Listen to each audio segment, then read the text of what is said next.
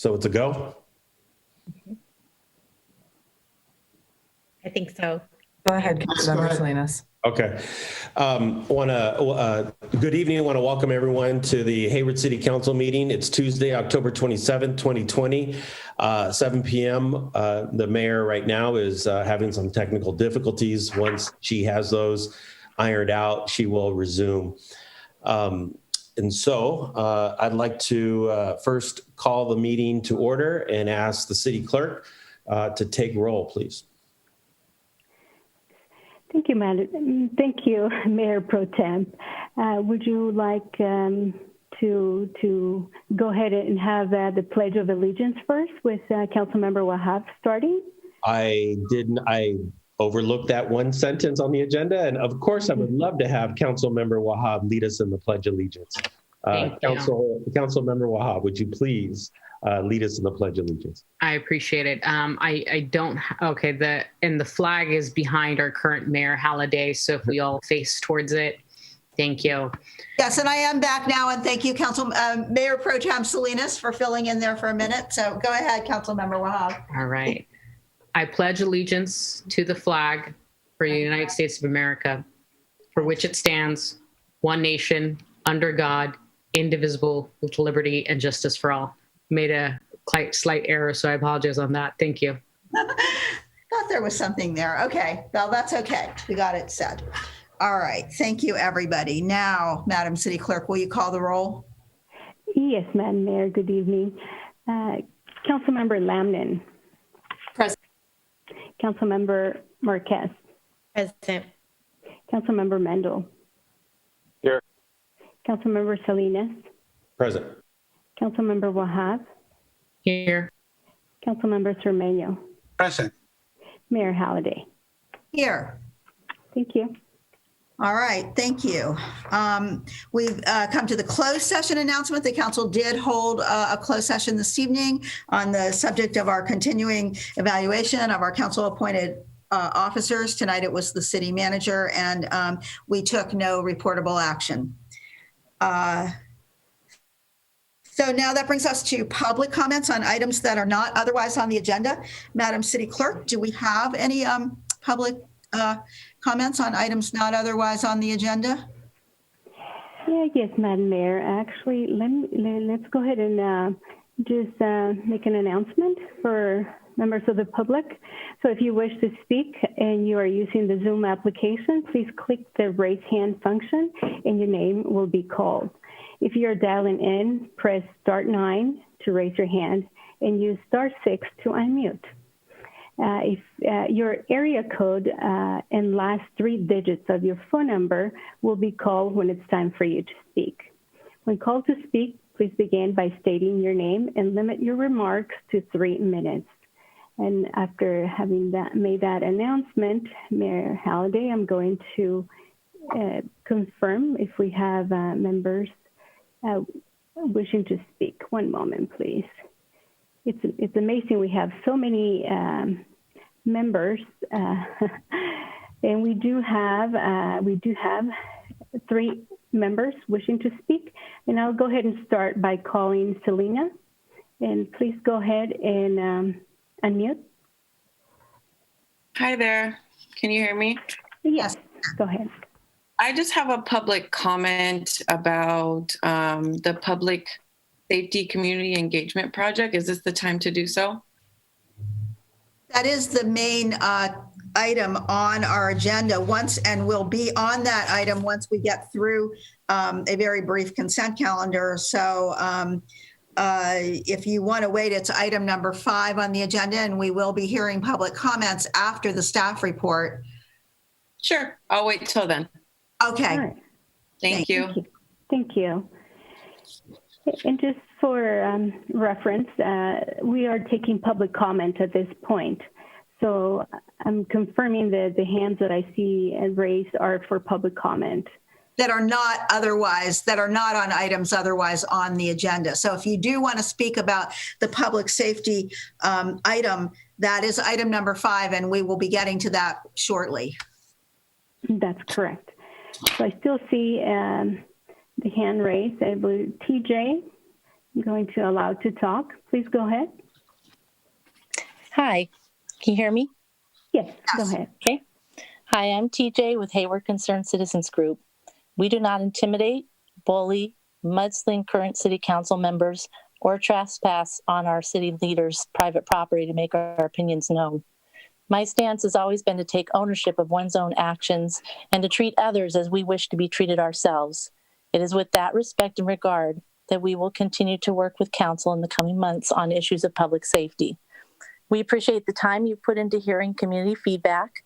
We want to remind you of your obligation to ensure that the funds from measures we've already passed, A, C, D, and T, will be used for public safety improvements as they were intended. As our group has already shared with council, we have a petition being circulated against defunding our Hayward police with over 700 signatures to date. We do not support the 7 demands to defund the police as presented in narratives over the past few months from the Hayward Collective, Hayward Community Coalition, and council candidates Crater, Amadei, and Castillo. We will not allow these parties to make claims that they speak for all of the people of Hayward, who clearly do not all share their view. And last, Alicia Lawrence made a public comment at last week's meeting and widely shared on social media that she obtained public records of emails made to and from council members with regard to the proposal to defund our Hayward police. Her excuse was that she wished to know our position and concerns against defunding. Well, Alicia, now you and everyone else will know where we stand when the community input and survey data are reviewed. We hope that the council will continue to explore this issue methodically and thoroughly without undue pressure from small and vocal groups. We implore you to look at all sides as you weigh in on this important decision, to consider the future impact your decision will have on our community, and to remember all of the good that our police have done in the interest of keeping our citizens safe. We need more police, not less. I thank you for your time. Thank you. Thank you.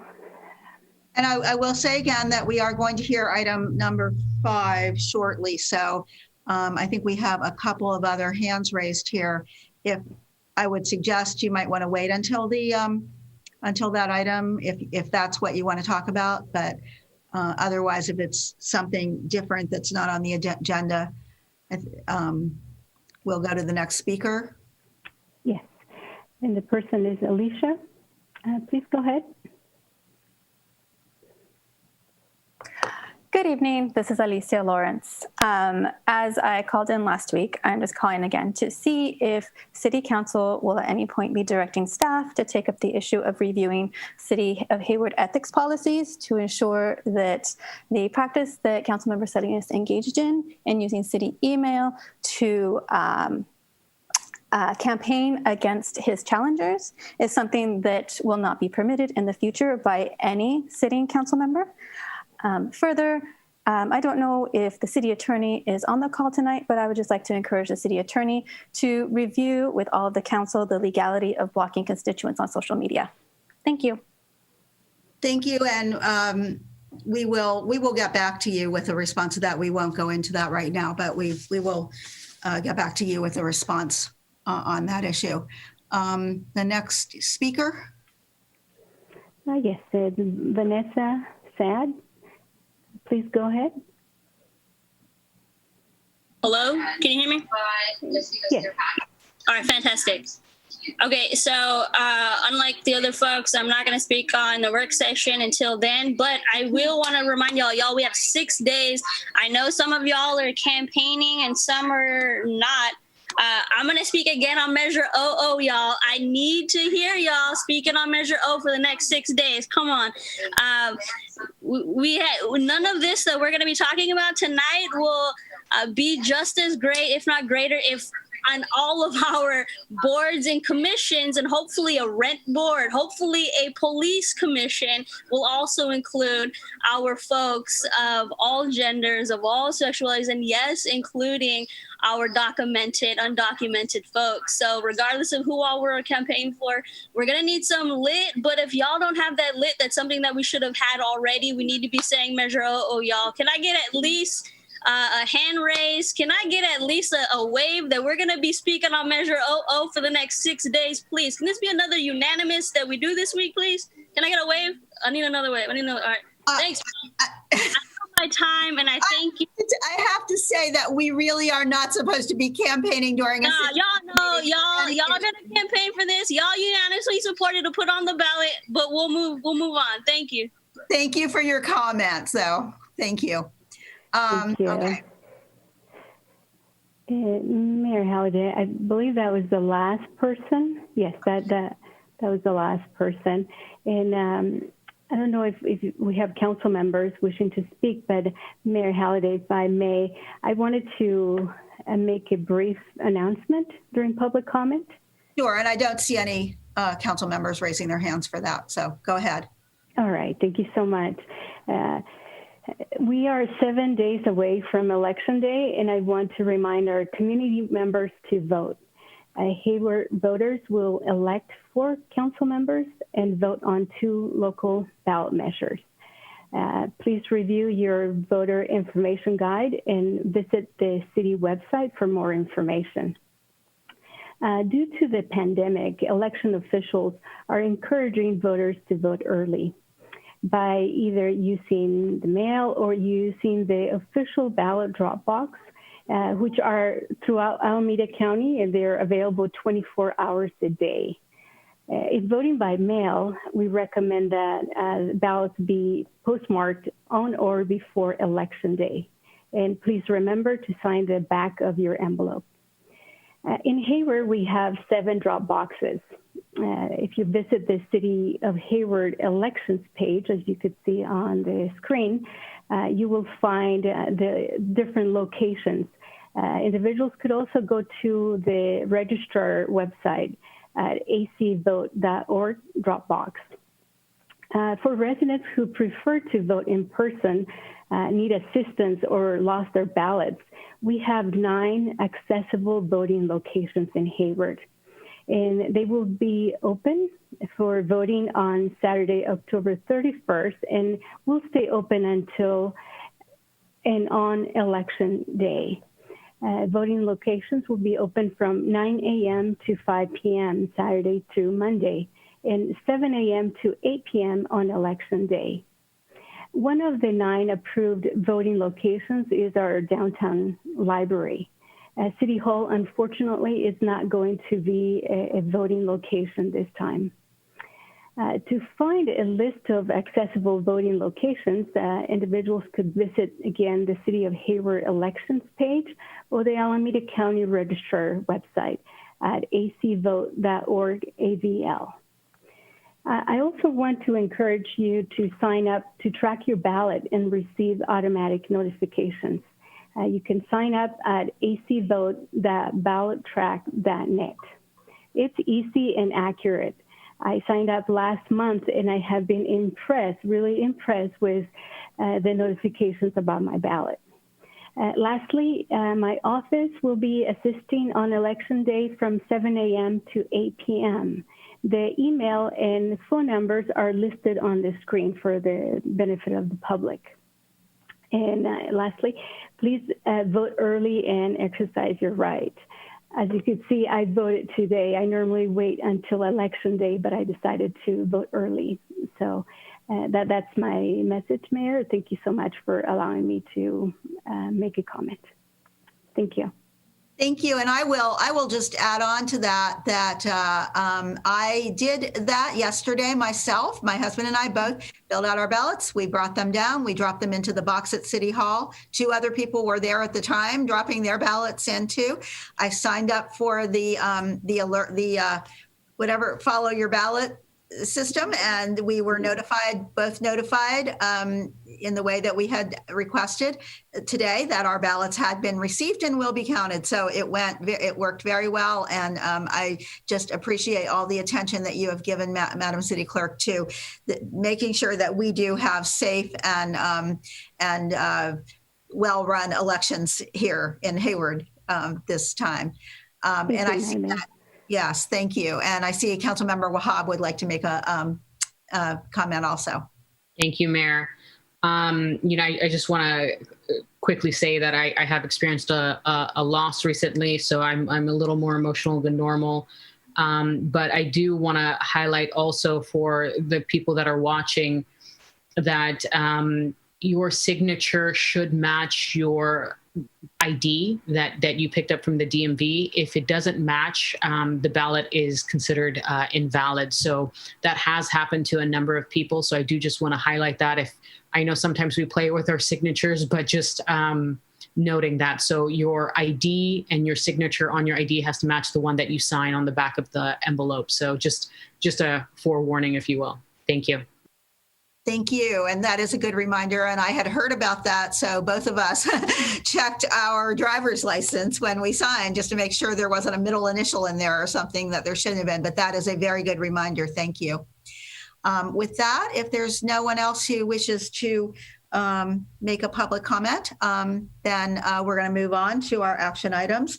Our consent calendar is items 1 through 4. Is there anyone who would like to pull an item off of the consent calendar, either from the council? I don't see any hands raised from the council. Is there anyone from the public that wants to pull one of those? I think everybody probably wants to get to item number 5. So I don't see anyone. So I would go ahead and entertain a motion from someone on items 1 through 4. So moved. Mayor. Moved by Councilmember Salinas, Second. seconded by Councilmember Marquez. Madam City Clerk, will you do a roll call vote on those items? Thank you. Yes, Madam Mayor. Councilmember Lamnin, Aye. Councilmember Marquez, Aye. Councilmember Mendel, Yes. Councilmember Salinas, Yes. Councilmember Wahab, Yes. Councilmember Cermeño, Yes. Mayor Halliday. Yes. Thank you. So those items pass with a unanimous 7-0 vote. Now we are going to move on to our big item this evening, really very important item this evening. Item number 5, an update on public safety community engagement project. Our public safety community engagement project. And this is a work session. So we're going to hear from the staff, and then we will open for comments from the public. And then we will go to questions and comments from the council. So with that, I'm going to turn this over to, I believe I'm going to turn it over first to City Manager McAdoo. Thank you, Mayor and Council. I'm pleased to be here this evening to kick off this presentation. We have a large number of staff members who are going to be assisting me in making the presentation, along with our consultants from FM3 and Ivitaris, Ms. Shikari Byerly, who has been working with FM3 on this community engagement project. So I'm going to share my screen so we can start the PowerPoint.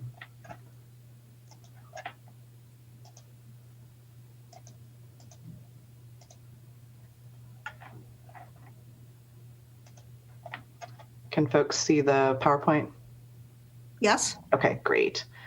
So I just really want to remind the council that we're here this evening to provide an update on our public safety community engagement project. And this will include an overview of survey results and community conversations that we've been holding. It was response to council direction to staff back in July to work on a community engagement effort around policing and public safety in Hayward. So just some general background on some of the work that the city has been doing around race and equity issues, just to provide some context before we jump into the survey results. In 2017, in response to community concerns about increased racism and political tension after the 2016 election, the council established the Community Task Force, which ultimately led to the creation of the Commitment for an Inclusive, Compassionate, and Equitable Community. And out of that work, the city worked with members of the Community Task Force, the City Council, the Mayor, to establish the Hayward Police Department Community Advisory Panel. And also at the recommendation of one of the task force members, the city organization and its staff joined the Government Alliance on Race and Equity in 2018. In May of 2020, after the murder of George Floyd by Minneapolis police officers sparked national and local demonstrations, and then conversations about policing, racial equity, and systemic racism. And following that, community members approached the City Council with concerns about policing services, policies, programs, and procedures here in Hayward. In particular, the Hayward Community Coalition authored 7 demands related to changes in policing services in the community. And the Community Services Commission also later submitted a letter to the council in support of the 7 demands, but also outlined some additional actions for advancing racial equity work throughout the city and not just in the police department. And then in July, at the council's direction, staff brought forth a community engagement plan to better understand community opinions and experiences specific to Hayward. And then we have been directing that to carry out that plan, and we are now returning with the results of that outreach. So just a little bit of background on the city's racial equity work. And we've really been working, and I want to just frame that the work around policing and policing policies sort of fits within the racial equity work that we've been doing as an organization. And I don't want us to lose the context of the larger issues. And I think you'll see that in some of the survey results, particularly around the community conversations, where racism was identified as really one of the most significant concerns that some of our community members are facing. So we have been working to advance racial equity in the organization. We did, as I mentioned, have joined GARE. Earlier this year, we presented a draft racial equity action plan to the council for review. And that plan outlines steps for how we can advance racial equity as an organization. It directs all departments, not just the police department, but all departments, to complete a racial equity analysis that can identify and address racial disparities in service delivery and also in outcomes related to service provision. Racial equity analysis includes using data to identify disparities, and it engages community members to better understand their lived experiences and engage them and involve them in problem solving to eliminate these disparities.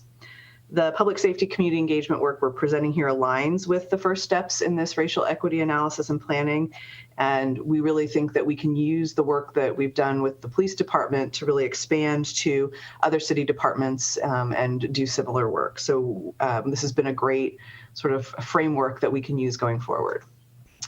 So really, there's a few purposes and goals that we had from this community engagement project. And really, it was to listen and to respond to community members' concerns about policing and overall public safety in Hayward, and also, in particular, the ways that city policies and practices may disproportionately impact communities of color in Hayward.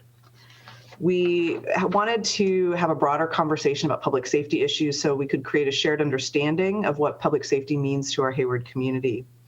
And really, this process has hopefully allowed us to strengthen some community relationships through listening, sharing stories, and engaging. And we really look forward to sharing the results and findings of this work with the council that will help us inform future decision-making as we move forward. So as a reminder, there's really 3 components to this project. One is the quantitative resident survey, which presents broad and generalizable data at the citywide level. The second is our community conversations program, which really was more qualitative, provided nuanced individual stories and experiences. And then lastly, a website that allowed for sharing and education around police department policies and sort of different elements of the police department that people may be interested in learning more about. And so with that, I'm going to turn it over to our partners at FM3 and Aviderus, Dave Metz and Miranda Everett and Shikari Byerly, who will present the results from the community survey. So Dave, are you there? I am. Great. Can you hear me? Yes, thanks. And just let me know when you want me to advance the slides. Will do. So thank you very much, City Manager, Madam Mayor, members of the council, and members of the public. I'm Dave Metz with FM3 Research. We're a public opinion research firm based here in Oakland that has previously done community survey work for the city. And I'm one half of the research team tonight. I will turn it over to my colleague, Shikari Byerly, who can introduce herself. Well, good evening. Thank you so much, Dave. My name is Shikari Byerly, and I'm a principal researcher with Aviderus Public Opinion Research, and we're very honored to have served as a part of the research team and have worked with FM3 collaboratively over the years on a number of projects. So thank you very much for this opportunity to be a partner in this work. So we are here tonight to share the results of the community survey that we recently conducted over the first 3 weeks of October to understand the views of Hayward residents on issues relating to public safety in the community. Tonight, we're going to talk through some of the methodology of the survey, talk a little bit about the perceptions of safety in Hayward among the city's residents, talk about interactions with the police, perceptions of the police department, and then support for a variety of proposed policy changes that have been made around policing in Hayward. To start with, we'll talk about the methodology of how we reached a sample of citizens here. If you move to the next slide, Kelly, and one more. Here you'll see a brief summary of the methodology that we pursued. The data that we're sharing tonight comes from just over 1,000 interviews with adult residents of the city that were conducted over the first 3 weeks of this month. This was an address-based survey. So the city provided us with a complete list of all Hayward residential addresses. We then took that list of addresses and matched them to a variety of commercial and public databases to find landline phone numbers, wireless phone numbers, and email addresses associated with each residence in our sample. And then we proceeded to use a variety of different techniques to invite participation in the survey. Those included phone calls to landline phones and to wireless phones, email invitations, text messages to mobile phones, and then postcards that were sent to addresses for which we had no other contact information with a link to the survey online. In our phone calls, we asked to speak with either the youngest adult male or female resident of the household, which helps us maintain an age balance in the survey, and also to select a random member of the household. We also oversampled Black residents of the city and had a total of 121 interviews out of our 1,000 that came from the city's Black population. The interviews were conducted in both English and Spanish, and for the overall results, we've got a margin of error of plus or minus 3.1% at the 95% confidence level. There's a number of places where we'll highlight the results among subgroups of Hayward's adult population, and for those subgroups, the margins of error will be somewhat higher. There are also a handful of places where we draw comparisons to previous community surveys conducted by the city that had questions that asked about public safety issues. For those questions, the survey methodology was slightly different in prior years. It wasn't quite as broad as the methodology that was used this year, but generally speaking, the results are comparable. So with that background, let's go ahead and find out a little bit about what we learned. Oh, I'm sorry, one other element. We did also identify responses within South Hayward as defined by the boundaries that you'll see listed on this map, in order to compare what residents of this part of the city perceive about public safety relative to those in other parts of Hayward. Now, just a little bit about the composition of the sample. Ultimately, the data we got back, we reviewed it, and in cases where there were differences between the composition of overall survey respondents and what census data tells us about the population of the city, we statistically weighted the data to adjust for those differences. One of the main focuses we had was representing the ethnic diversity of the city. And here you'll see a breakdown of the overall survey responses in terms of how they categorized themselves by racial or ethnic group. We also asked the respondents to indicate for us, as you'll see on the next slide, whether they were born in the United States or whether they were born in another country. A little over 1 in 5 of our respondents were immigrants to the United States, and almost half our sample, 44%, indicated to us that they regularly speak a language other than English at home. So about half the sample were multilingual respondents.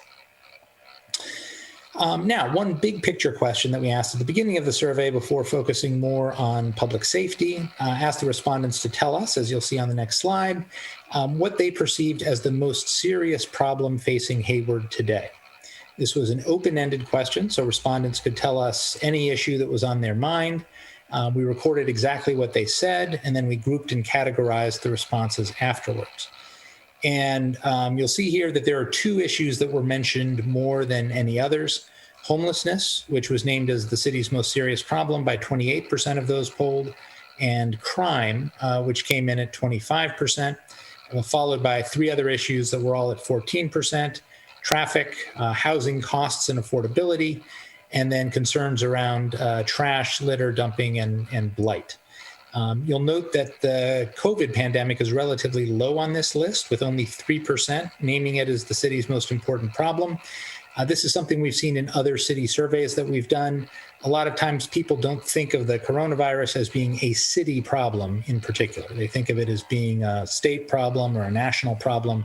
And when we ask about city government or city issues, they tend to think of more localized concerns like the ones you'll see at the top of the list. Just to give you a feel for some of the kinds of things the respondents told us in their own words, as you'll see on the next slide, we have just some examples of the kinds of things that Hayward residents offered to us as their descriptions of the most serious problems facing the city. Many of their specific responses here were relatively concise, and you'll see, for example, in the lower left corner, someone just saying traffic is the big problem. But many were more detailed, and quite a few of them did focus on issues relating to public safety and policing in different ways. And obviously, as we look at the more detailed survey results, we'll have a more thorough exploration of their views on those issues. So with that introduction, I will hand it over to Shikari, who will talk a little bit about some of the basic initial perceptions of safety that the respondents offered. Thank you, Dave. And just to dive right in, if we could advance to the next slide.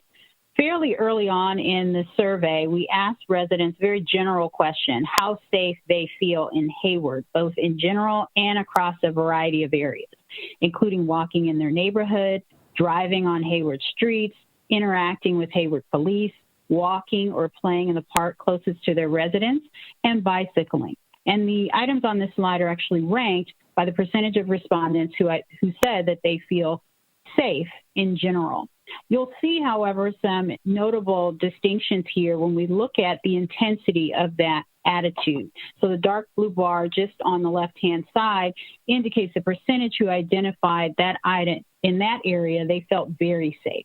And two things stand out here. Interacting with Hayward police stands out as the most notable area of safety, with nearly 2 in 5, or 37%, saying they feel very safe interacting with the police, followed by 3 in 10, or 30%, who say they feel safe walking in their neighborhood.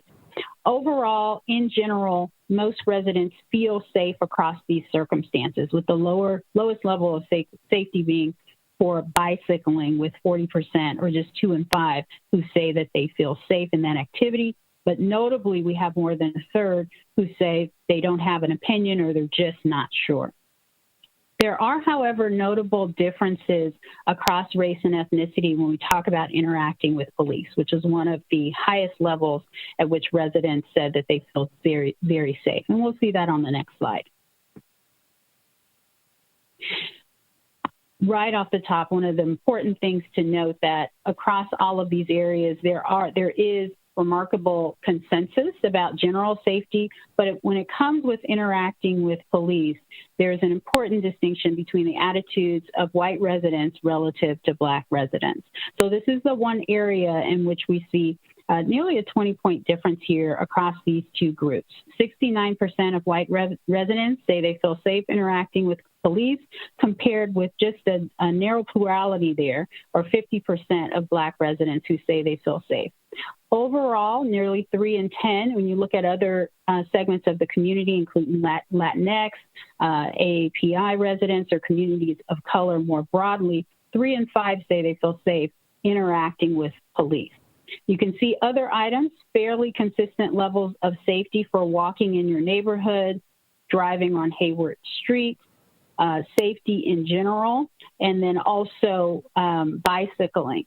Another notable difference here in terms of walking or playing in the park or neighborhood closest to their residents, we have 53% of white residents who indicate they feel safe doing that, and that stands in contrast to the attitudes among residents of color overall, 65% of whom say they feel safe walking in their neighborhood. We look at the next slide, we've also broken out the results by neighborhood, as well as a variety of other indicators, including place of birth and homelessness. Some general consensus here as well, but notably residents in South Hayward indicate lower levels of safety when it comes to walking in their neighborhood, and also when it comes to walking or playing in the park closest to their residence. So if we look at the slide there, the first item, walking in their neighborhood, 57% of South Hayward residents say they feel safe in that activity, compared with 73% of residents in other areas of the city. Notably, when we talk about playing or walking in the park, only 48% of South Hayward residents say they feel safe in that circumstance, compared with 2/3 of residents in other parts of the city. We look at the attitudes across U.S.-born and foreign-born, fairly high levels of safety, feelings of safety across all of these items, but some notable differences when we look at homelessness in particular, those who themselves or know someone who has experienced homelessness compared to those who have not experienced homelessness. The item that stands out here is interacting with Hayward police. So 53% of those that have some proximity to being unhoused say that they feel safe, compared to just over 2/3 of those who are not similarly situated. And if we go on to the next slide, we presented some of the open-ended comments for those who say that they, in general, do not feel safe in the city. And it's important to note that this is 23% of residents who indicated that they did not feel safe in Hayward. And the concerns of those residents centered around the desire for more police presence in terms of what would make them feel more safe. The second issue, just under 1/3, say that addressing homelessness would increase their feelings of safety, followed by a variety of other items: addressing crime, cleaning up litter, blight, trash and dumping, addressing drug abuse, better city management. And then we have lower levels or lower frequency of comments around theft, needing more community engagement or involvement as a way to improve community safety. 2% say harsher crime for criminals, and much lower percentages say better police response time and addressing vandalism. We presented some of the verbatim comments on the next slide. You can get a sense of the variety of different things that residents who feel unsafe have said about their experiences. So these range from wanting to see more police presence, specifically driving around in the streets or having a higher level of visibility, to items that talk about homelessness. And this is a consistent thread that we'll see throughout some of the results, is the intersection between community safety on a variety of levels and the issue of homelessness. Other comments are related to some of the items related to blight and trash, or even traffic safety. One respondent saying that they believe there should be a better placement of speed bumps and streetlights. Other respondents highlight issues specifically related to policing. So, one respondent says, I think defunding the police and providing more funding in social services would be a way to increase community safety, while other residents have a different perspective and say, for example, I want them to have more patrols running around and taking care of the city and having more security. So broad variety of different comments and perspectives related to safety and increasing community safety. Next slide, we also asked residents about their attitudes toward the relationship between Hayward Police and residents, whether or not they found it generally positive or negative. And 3 and 5 actually say that they have a positive police have a positive relationship with the community, although it's important to note that only 1 in 4 feel that way strongly, 26%. Very few offer a negative response. Only 13% say somewhat or very negative, with 17% saying the relationship is mixed and 11% not offering an opinion on that item.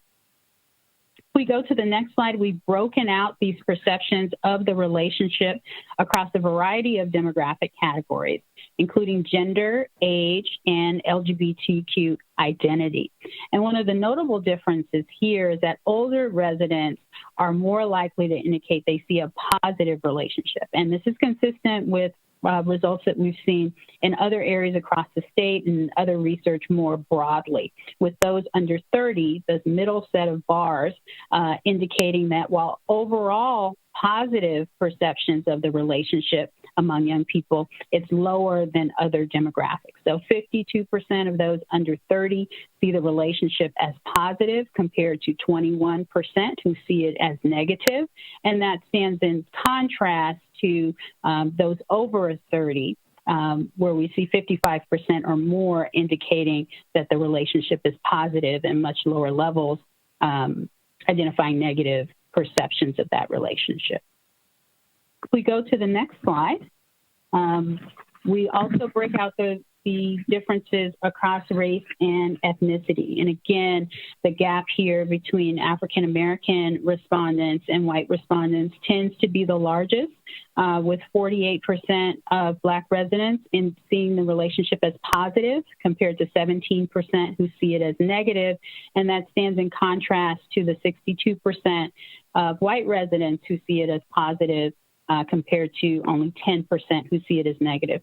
Notable, however, is that the intensity here is comparable across race and ethnicity. So in each of these segments of the community, if we look at that dark blue bar, we have around 1 in 5, no more than, 3 in 10 who say the relationship is very positive. When we see the break across Black and white opinion, it's really in those that say the relationship is mixed, so those gray bars, or they don't offer an opinion on that item. So a bit of a, reserving kind of assessment of the relationship, either based upon the lack of limited information or mixed opinions about that relationship.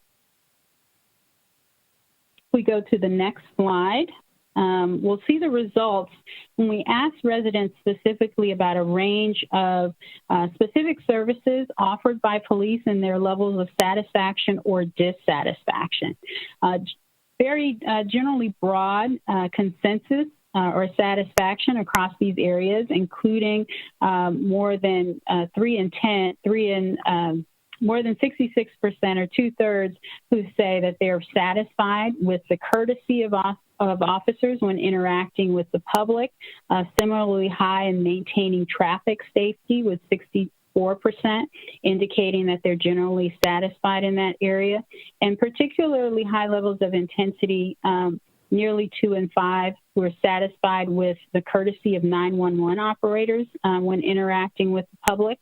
Timeliness of response calls and maintaining adequate patrolling. You have consensus levels of satisfaction there, but notably in terms of maintaining the adequate neighborhood patrolling, we do have nearly 2 in 5 or 38% who express some dissatisfaction. And this dovetails somewhat with some of the responses we heard from those who said that they felt less safe in the community, wanting to see more police patrols. If we go on to the next slide, we'll see some of the additional items we asked about. And here we see the highest levels of, or lack of, lower levels of satisfaction with addressing property crimes. So again, this slide is ranked by total levels of satisfaction. And if we go down to the bottom of the list there, we'll see that when it comes to property crime, addressing property crimes specifically, we have 41% who are satisfied compared to only 32%, compared to 32% who expressed dissatisfaction. Also notable on this slide is the last item, treating those experiencing a mental health crisis with respect. We have 36% satisfied, 19% dissatisfied. But with all of the items on this slide, we see an increasing number of residents who either don't have an opinion or say they're unsure about that item. Our next slide breaks out some of the results over time, and you can see here, dating back to 2008, we have some tracking data. The differences, however, that we're highlighting are just the year over year. So 2019 to 2020, we see the highest increase in the satisfaction with 911 operators. And then also some slight improvements as it relates to the timeliness of police response calls, the courtesy of the officers, and maintaining traffic safety. I think the biggest break we see here between 2019 and 2020 in the earlier years is with the level of police patrol. So we look at a high watermark for that last item at 78% in 2010, and we're now down to 50% expressing satisfaction with that item in 2020. With that, I'd like to turn it back over to Dave, who'll talk about some of the personal experiences of residents, specifically with crime and policing. All right, thank you very much, Shikari. So if we can move ahead to the next slide. Here you'll see the results of a question where we asked our respondents to indicate whether they have ever been the victim of a crime in Hayward. So this question is not just limited to recent experiences, but at any point in the past, have they been a victim of a crime? And as you'll see, roughly half of all Hayward residents say that they have. The vast majority of them report a property crime being what they were subject to. 39% say it was only a property crime, another 7% both a property and a violent crime. So 46% have experienced some type of property crime. And then 1 in 10 Hayward residents say they have been a victim of violent crime. As you'll see on the next slide, there are some differences between subgroups of the population in the degree to which they have experienced crime. So on these slides, each horizontal bar represents one demographic subgroup. And if you total up the first 3 categories, that gives you the total proportion who say that they have been the victim of a crime. Now you'll see there are some distinctions by age, and the most notable ones are that the city's youngest residents are the ones least likely to report having been a crime victim. Only 33%, 1/3 of them say that that's an experience that they have had. Obviously, being younger, they have had less time to have that experience as older residents have. But there isn't a lot of variation between those who are age 30 or higher in terms of the frequency with which they report having experienced a crime.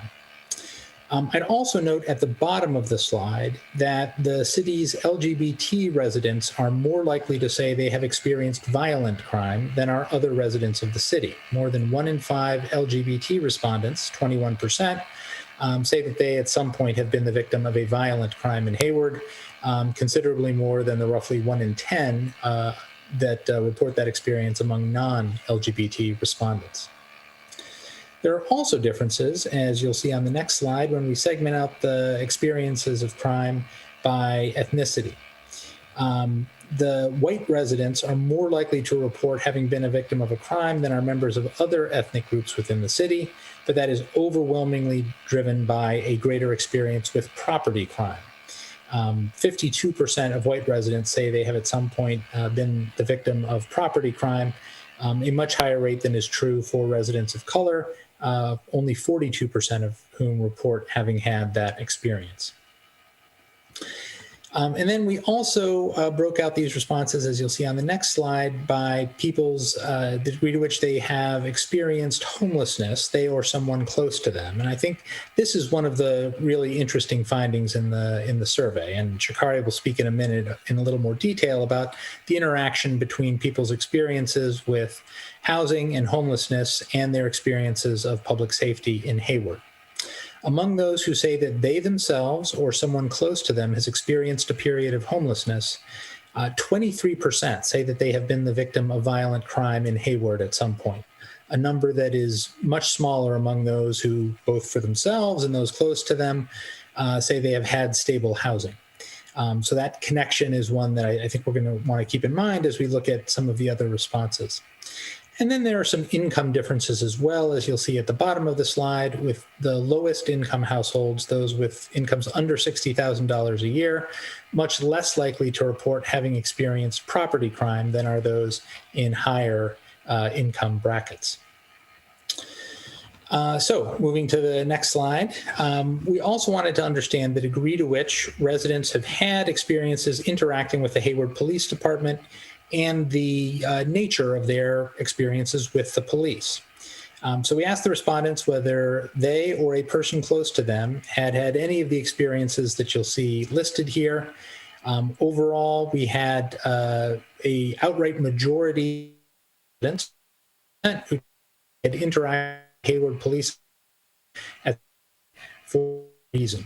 Another 47% said they'd reported a crime to the police, 33% had been stopped by the police, 30% had requested a police report. Note down at the very bottom of the slide, fewer than 1 in 10 indicated that they had filed a complaint about a Hayward police officer. And we'll talk in a few minutes about the nature you'll see that gap there between those who've filed a complaint and those who've interacted with police. And among those who are dissatisfied with their interaction, we'll learn a little bit more about why it is perhaps that they didn't file a complaint. But on the next slide, you'll see the breakout here of the satisfaction for the majority of local residents who say they've interacted with a police officer. A total of 659 of our respondents said that they had. Among that group, 68% indicated they were satisfied with their interaction, 27% were dissatisfied.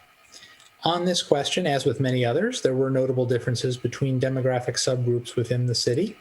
And you'll see some of the starkest ones highlighted on the next slide. When we break out the responses by age, you will note that the youngest residents of the city are the least likely to express strong satisfaction with their interaction with the police. Only 31% of those under age 30 who say they've interacted with the police were very satisfied with that experience. 17% were very dissatisfied, a slightly higher rate than what we see for other age groups. However, the biggest differences we saw, as you'll see on the next slide, were along lines of race and ethnicity. In particular, members of the Black community within Hayward have the lowest level of satisfaction for their interactions with the police department, only 51% reporting themselves as satisfied, and just 27% describing themselves as very satisfied with their interaction. Also, Black residents reporting the highest level of dissatisfaction at 36%, with almost a quarter describing themselves as very dissatisfied with their interaction with police. So as we move to the next slide, you'll see the interaction between some of the, one more distinction that we wanted to raise here. Again, people's experience with homelessness shows a correlation with their satisfaction with their interactions with police. Those who themselves or for someone close to them have had a period of homelessness report a higher degree of dissatisfaction in their interaction with police, 33% dissatisfied as opposed to 24% among those who have not faced those challenges with housing. So on the next slide, you'll see the group of respondents, and it is about 12.5% of all residents of the city of Hayward that report that they have had a experience with Hayward police that left them dissatisfied, but that they have not filed a complaint with the police department. We wanted to understand why they perhaps didn't follow up on that negative experience. And so we asked them to tell us in their own words the reasons why they didn't file a complaint. You'll see the top reasons categorized on this slide, and over to the right-hand side, a sampling of some of the responses that survey respondents gave us in their own words. Generally speaking, the reasons for not filing a complaint fall into two broad categories. Either concern that the complaint process would not lead to a successful resolution. 35% say it wouldn't make a difference. 5% are concerned about retaliation. But then you'll also see others who say that they simply didn't understand the process or the opportunities that were available to them to make their concerns felt. 7% said they didn't have enough information. Another 4% said that they were unaware that it was an option. Another 8% said they aren't sure why they filed that complaint. There are some who simply said that while they were dissatisfied, the issue wasn't major enough or didn't rise to a level where they felt like they needed to file a complaint, including 14% who described it as a minor issue, 6% who said there was really no reason to file a complaint, or 3% who said while they were dissatisfied, it ultimately was not the officer's fault. So on the next slide, we've talked about the degree to which there are high levels of concern in Hayward about homelessness and housing. and also how those who have faced periods of homelessness, either for themselves or someone they know, have reported different experiences with the Hayward Police than other residents of the city have. I'm going to hand it back to Shikari a little bit now to talk about some of the interactions between these two issues that we see in the data in Hayward and some of the other patterns that we've seen about the way that these two issues connect. Thank you, Dave. And just going through these really quickly, we feel like this intersection between housing and community safety is just one to highlight, particularly for the council to consider. Homelessness is an issue faced by many cities in the Bay Area and indeed across the state. It's ranked as the most important problem in the community, followed by crime, and housing affordability is ranked as number 4. Rates of experiences with housing are nearly twice as high as the national average. So 9% of residents in Hayward report some proximity to experiencing homelessness. The national average is 4.7%. And the proximity to experiences with homelessness intersects also with attitudes toward police, either satisfaction or dissatisfaction with those interactions, as well as attitudes toward defunding proposals and other reforms, which we'll see in the coming slides. So residents are least satisfied with how police respond or treat homeless persons or those with serious mental illnesses. And that's independent of whether or not they themselves have experienced or had proximity to homelessness. So this is an issue, I think, that's being raised by a broad swath of the community in one way or another. So it's important to highlight those intersections. Next, we'll be talking about the attitudes toward potential reform. So on the next slide, we tested a variety of potential reforms that had been proposed by community groups or the community group in Hayward, and the extent to which residents either strongly or somewhat supported, or they offered no opinion, or if they strongly or somewhat opposed.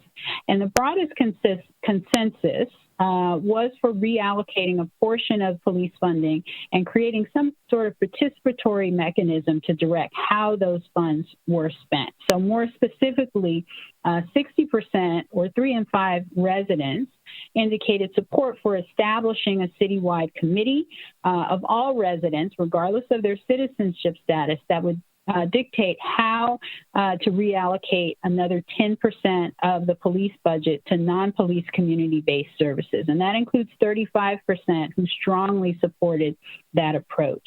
55%, and 5-point difference here, who supported reducing and distributing 10% of the police budget to non-police and community-based services outside the police department. There were also a variety of other proposals tested. So on the next slide, you'll see that these proposals had somewhat lower levels of consensus overall, but still notable support, at least for the top 2. So majorities oppose actually freezing construction or hiring of police. As we look at the bottom 2 items on the slide, specifically banning spending on the assessment or construction of new police buildings, 52% oppose, and freezing hiring, 62% oppose, including 43% who strongly oppose that item. Some division of opinion on banning the police department from purchasing any riot, military, or surveillance equipment, including software, with 45% in support and 47% opposed. We've broken out the results on the next slide across some of our demographic categories. Notable difference here, consistent with other results in the study, by age in particular. So if we look at the levels of support among those under 30, we see remarkably higher levels relative to those that are older. Specifically, 81% of those under 30 support establishing the participatory committee. So that's consistent, fairly consistent across the city, with the exception of those that might be described as middle age, or that 40 to 49 category. but just really elevated levels for those top two priorities, and majority support for every approach, with the exception of freezing police department hiring for that group. There are some differences by gender, but those are fairly marginal, with the exception of the proposal to redistribute 10% of police budget to non-police and community-based services outside of the department. So we have 62% of women supporting that second item on the slide, compared to 48% of men. We go to the next slide. We've also broken out the results by LGBTQ status, and we see higher levels of support among LGBTQ residents relative to non-LGBTQ residents on this slide.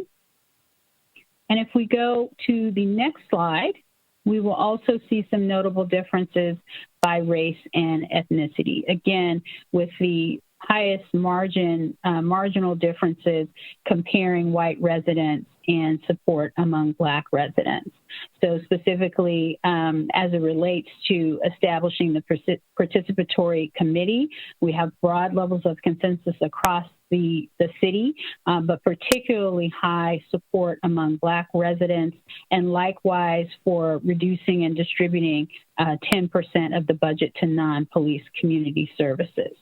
When we look at some of the other items, particularly banning those last two items, banning spending on the assessment of construction of new buildings and freezing police department hiring, we see here lower levels of consensus across all segments of the community, independent of race or ethnicity. Advance to the next slide there. We also asked residents about a proposal to explore whether 311 can be used as an urgency hotline to address some of the public safety issues that are unrelated to law enforcement. And this is a proposal that just has extremely high levels of support. 82% overall support that particular effort, and then we have 56%, fairly high majority, who strongly support that approach to increasing community safety. So with that, I think I'll turn it back over to Dave to lead us with some concluding thoughts. All right. So thanks, everybody, for sticking with us. We know this is a lot of numbers to absorb in a short time, but obviously this is a topic with a lot of different facets to it, and we wanted to try to do it justice as much as we could. We did have one concluding question that we offered the respondents at the end of the survey, in case the questions we specifically asked them didn't give them the opportunity to offer thoughts that they might have on this subject. So we asked them to tell us at the end, in a few words of their own, what are the factors that Hayward should consider as it looks to improve community safety and potentially reform policing. And here you'll see the responses that were most frequently offered to that question. Again, they told us whatever they wanted in their own words, and we grouped and categorized them after the fact. About a quarter of those polled called for more police presence specifically. But an almost equal number, 20%, said they wanted more community involvement.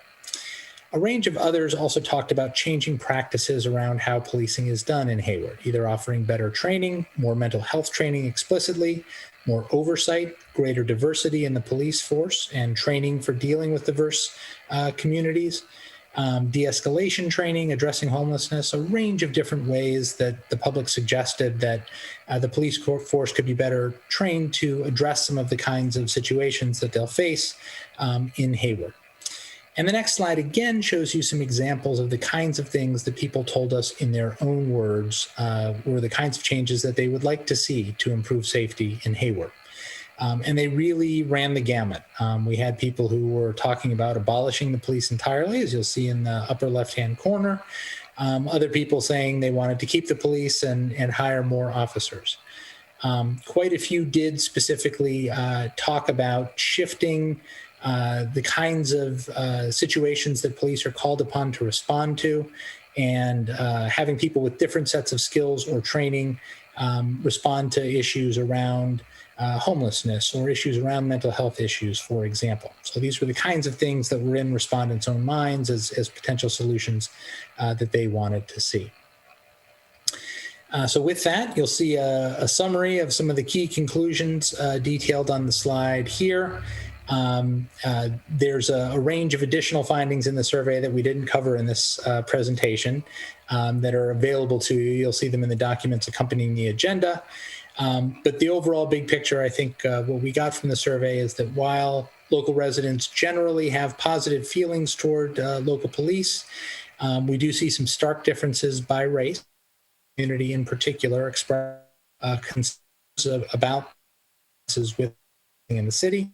And we see broad support for a number of reforms in the way, particularly in the way that funds are allocated to the police department, with more division on questions like how they're equipped and whether there should be limits on construction of police facilities or hiring of new officers.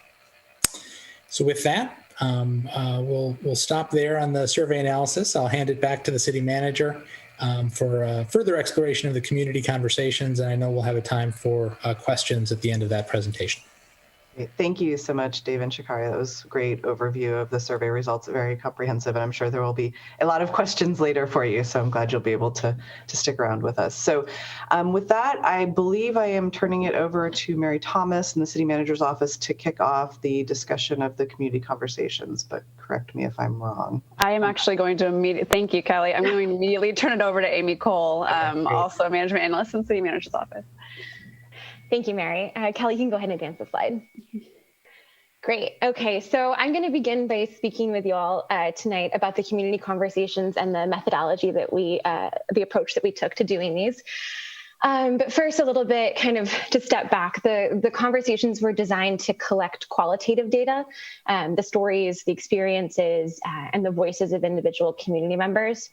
Our hope was to provide more context to the survey results to help us better understand the stories behind the numbers. By the nature of this type of data collection and analysis, this is not a representative sample, but with over 700 participants, we do believe that we achieved our goal of broad representation and deeper understanding.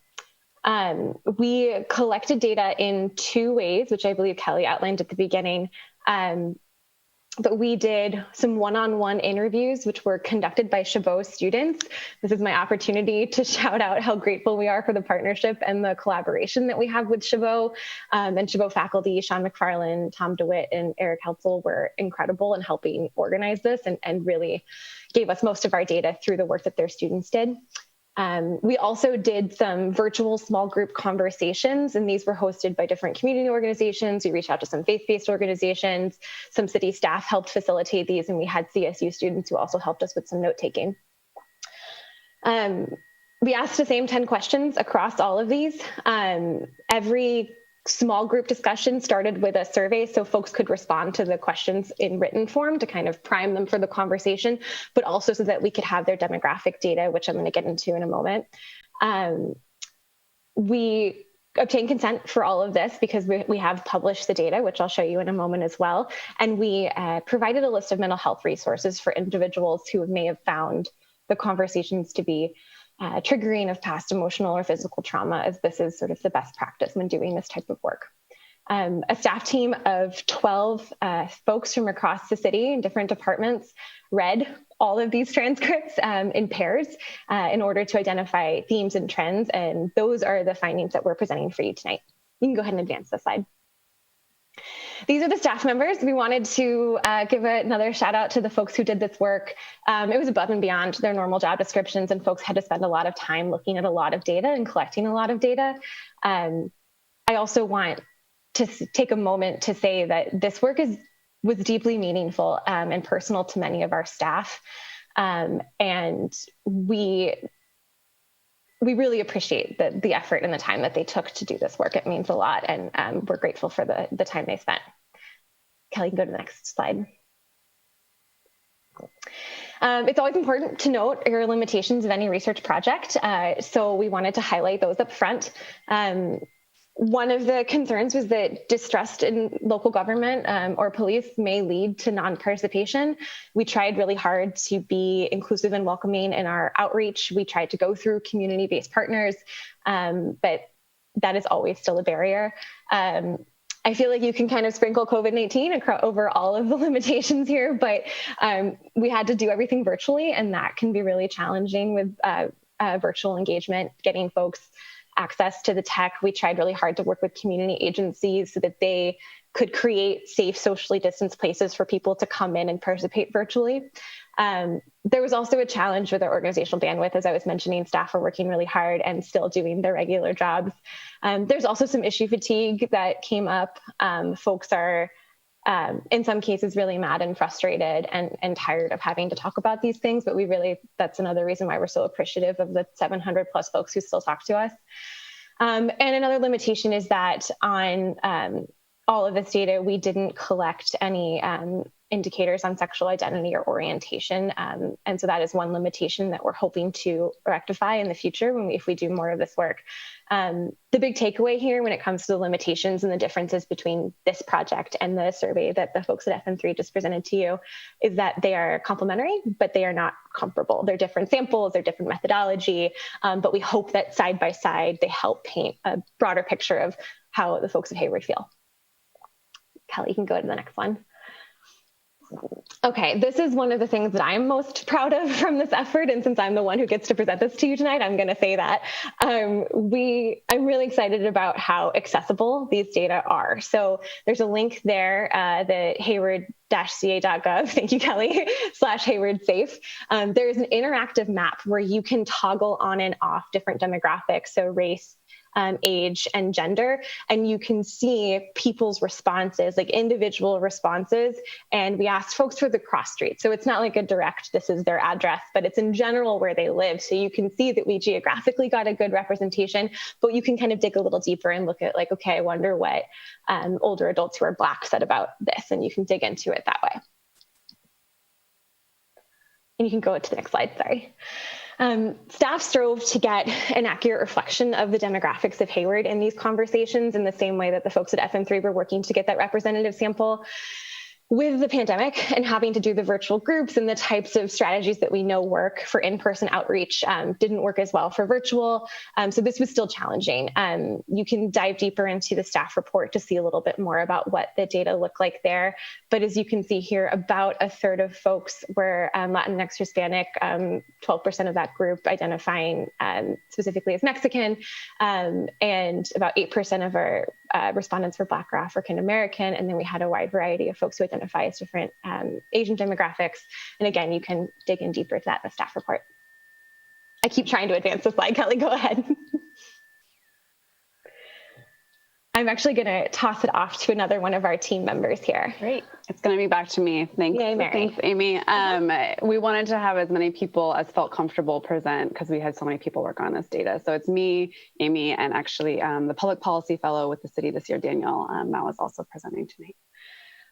So we're going to move to themes. I do want to mention that unlike the poll, the community conversations were never designed to be statistically representative of Hayward as a whole. So for that reason, we're not going to be assigning any percentages to the themes. Like we heard this percentage say this and this percentage say that. However, just for context, as you're listening, roughly half of the participants had an overall positive view of the Hayward Police Department and interactions with Hayward Police, and roughly half had varying degrees of concerns. So we'll be going over those positive views and concerns in a few slides, but first I'm going to go over some overarching themes. So Kelly, you can go on. So one of the 10 questions we asked was, most of the time we think of safety as relating to violence, but what are other factors in your life that make you feel unsafe or fearful? And the number one issue actually that participants raised in response to that was racism. This included fear of racist treatment by neighbors, by employers, by a range of public institutions, including the city, including the police department.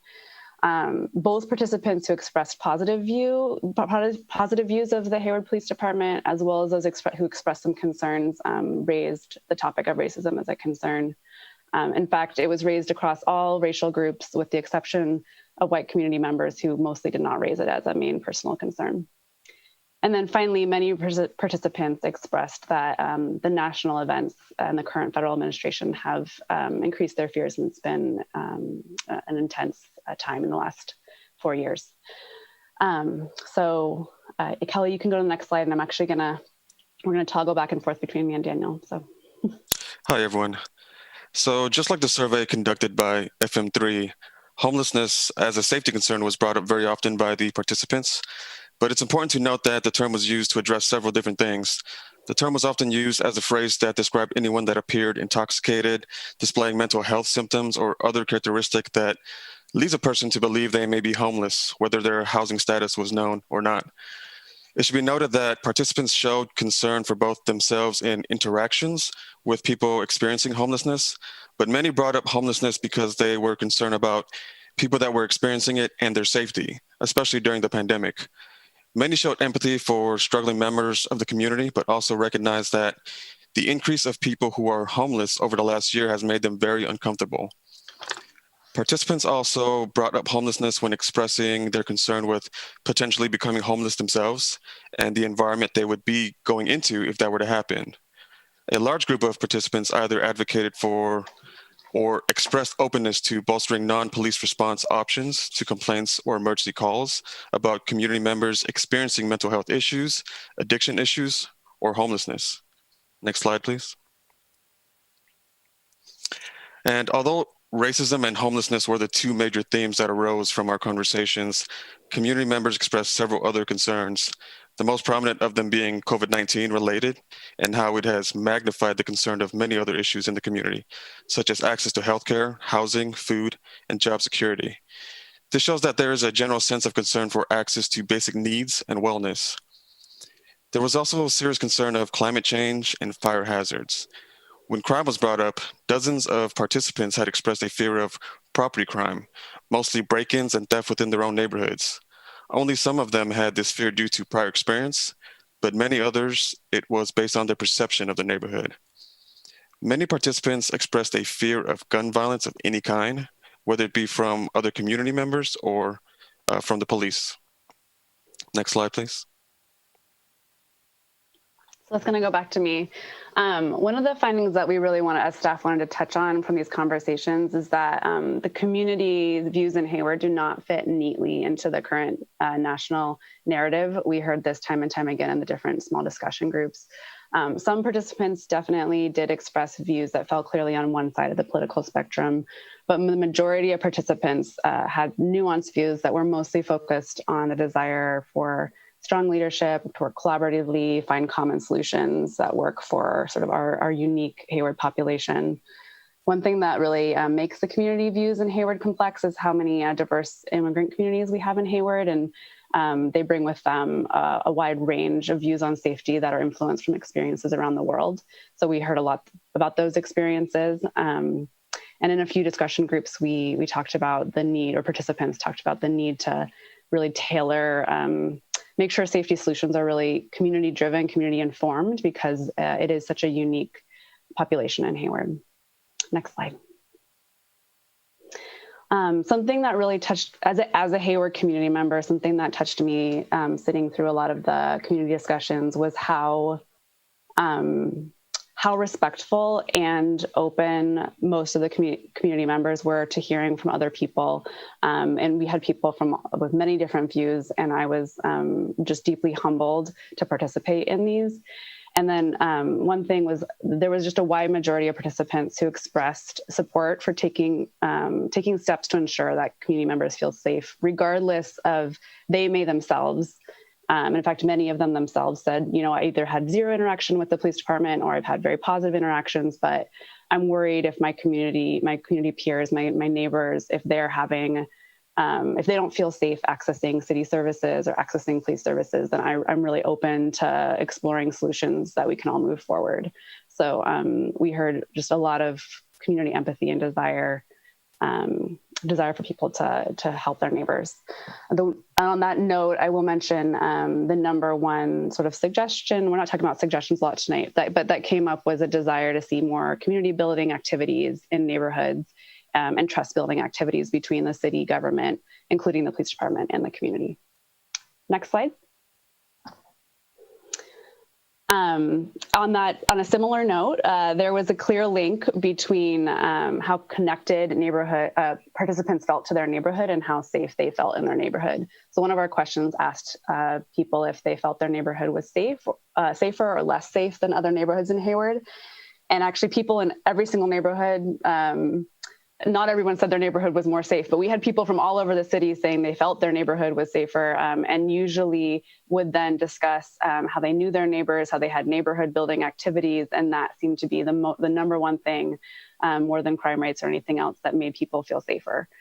So as stated above, many participants suggested community building activities. Okay, next slide. Thanks, Kelly.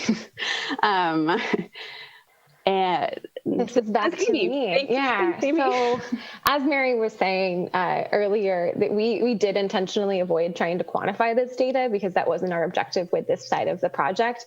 And people's experiences with police in general and HPD specifically are not black and white. They're really nuanced. But as Mary said, roughly about half of our respondents, when we were able to kind of gauge which way they fell, about half of them had positive experiences with the police department. So we have a quote here that illustrates that. Most of the positive comments really focused on professionalism with HPD, that folks had respect for HPD and felt respected by them. They acknowledged transparency, citing things like the Police Citizen Academy, or Community Academy, I believe it's called, as an opportunity to learn more about what HPD does. And they also cited kind of feelings of fairness. The groups tended to be, the folks who were saying this tended to be slightly whiter or older, and more likely to live east of Mission. But again, not everybody in the group fit that description. There was a general appreciation and recognition of the hard work that police are facing during COVID-19 and the challenges of keeping themselves safe while still doing their jobs. We also heard some praise for the Crime Prevention Services program as an example of things that are working well in PD. Go to the next slide for me, please. Thank you. So because council asked staff to conduct outreach to better understand the scope and the nature of community concerns around the policing in Hayward, we're going to spend a little bit more time digging into, going a little bit deeper into the common themes that emerge from stories from those who have concerns about policing. As Mary said up front, many community members are concerned about racism, and that concern is not just racism in HPD. It is not just racism in the government, it's racism between neighbor and neighbor. And it was quite frankly, a vivid and visceral way that these concerns are showing up in people's lives around systemic racism in government and in their day-to-day interactions. Specific to policing concerns, we heard many stories around intergenerational trauma, fear, and mistrust or a lack of trust. We heard about, as Mary mentioned, a need to find ways to build trust between the community and the government. A lot of folks cited listening sessions that were two ways and not just one way. Residents, when you think more about the trust theme and the theme around the lack of trust, we heard from a lot of people of color that they don't trust calling the police. And this is actually one of the places where our goal of making our FM3 study complementary with our qualitative community conversations is showing up, that we saw in the FM3 study that more white people are reporting crime at higher, reporting more crime. But when we heard in our deeper dive into these conversations from many people of color that, as well as some of their white neighbors, that they're hesitant to report crime because they don't trust the police. So that's one of the places where the lack of trust is showing up, is a kind of a foundational unwillingness to even call the police, which is concerning when we think about people's safety. And in general, there was a broad, we're not going to dive too deeply into solutions tonight, but a broad desire to find ways to address systemic racism and this history of trauma that folks are experiencing. You can go to the next slide. Thank you. And some community members feel that there is an issue with responsiveness and effectiveness of Hayward Police Department. Some participants felt that these issues were mainly because there's been an inefficient use of resources. while others actually felt the opposite, that HPD didn't have enough resources. And whereas some respondents actually felt that Hayward police were responding to things that they shouldn't be, and this specific group actually feels that armed police shouldn't be responding to things such as mental health crises, and others noted curiosity regarding placement of animal services within HPD. So overall, there was just a general lack of, just as Amy brought up earlier, understanding of what the services are provided by HPD, and mainly how they can change those services to better respond to the needs of the community. Next slide, please. And as far as over-policing, there were several participants that expressed concern about there being too much police. And when there were police that were enforcing the laws, that they were enforcing it specifically to certain communities more than others. And that oftentimes something that was brought up over many of these conversations were that things such as traffic stops, there'd be 2 or 3 police officers responding, and the community members felt like that was another way of over-policing these communities. Next slide, please. So this is the last slide that we have. And this also, we put quotes on the other slides. We didn't put quotes here because we don't want to particularly call out any one specific negative experience. However, we really encourage anyone to go on to that map and read about people's experiences, as well as we did include an attachment to the staff report here. And that had a whole bunch of different quotes that you can read through. We tried to give a wide diversity of quotes. But in short, it wasn't extremely widespread. However, some people gave very pointed, painful, and frankly alarming examples of negative experiences with law enforcement. Some of them were very emotional in the conversations that we were in. And so I want to thank community members for, again, sharing difficult stories. I know it's really hard, and I think it was just really, they're very brave, and we're very grateful. It was predominantly people of color sharing these experiences, or almost all of them.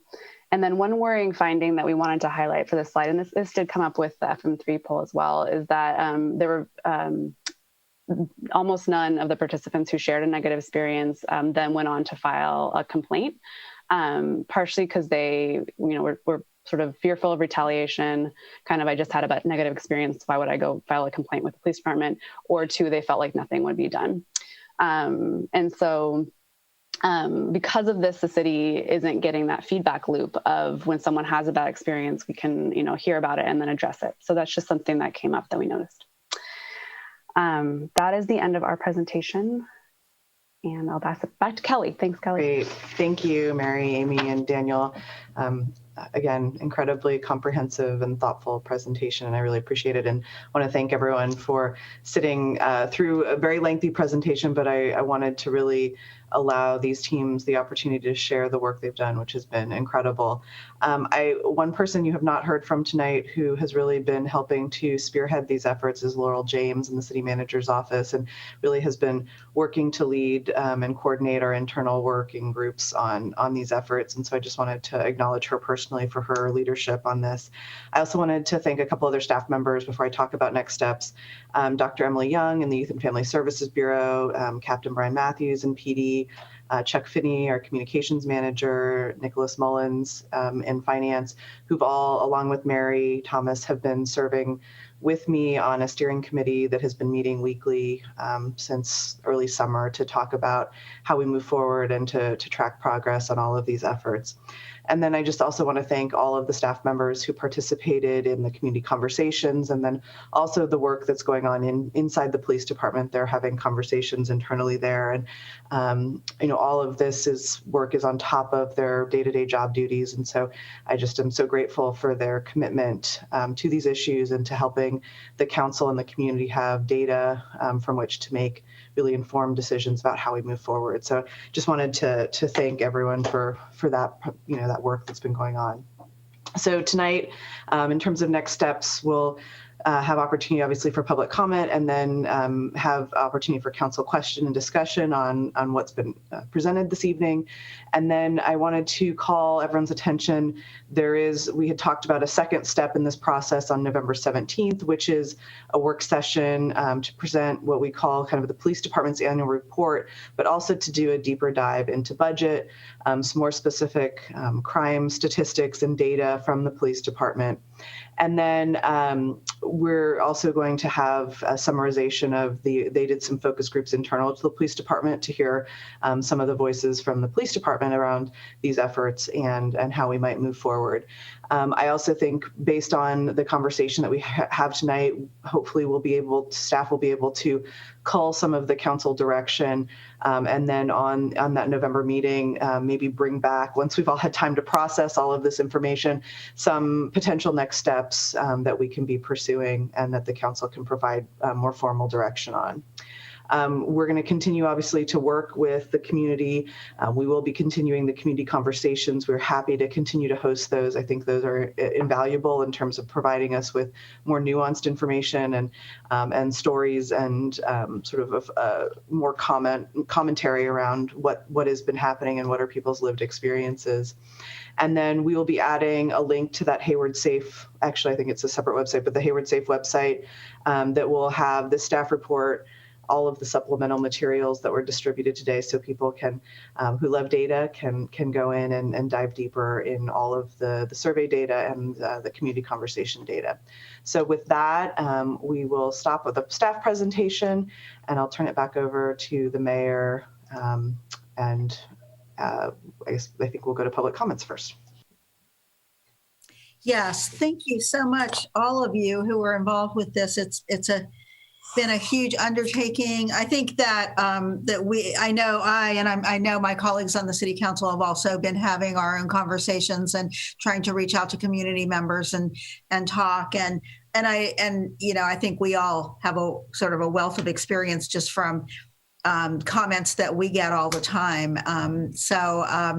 But especially during this time when it's difficult to have face-to-face, or it's impossible really to have a lot of face-to-face conversations. This is really a tremendous effort, and it's too bad that it did have to be done at a time when we couldn't really have more actual human interaction. But nevertheless, I'm going to go ahead and open for public comments. Madam Mayor? Yes, Councilman, yes. I just wanted to ask for maybe a little favor. Can we take a small break? Is that possible? Or you could do that. Would you like to have that right now? If I can get maybe some nods. If not, we can move on. But maybe well, we'll take 2 minutes right now. Okay. Okay, just so we can stand up and stretch a little bit. Okay. All right. All right. Stretch.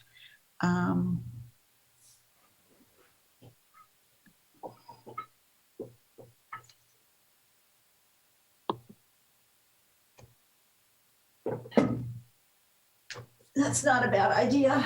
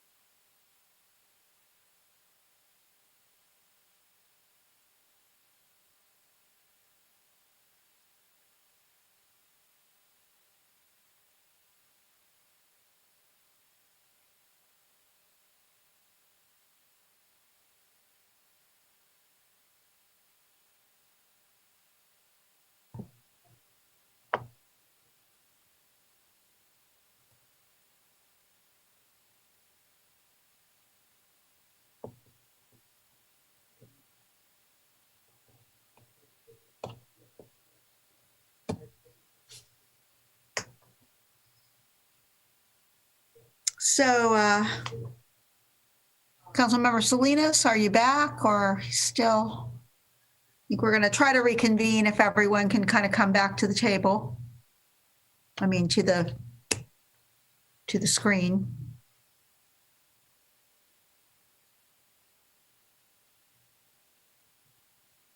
You're right, Mayor, to the screen. Virtual dais.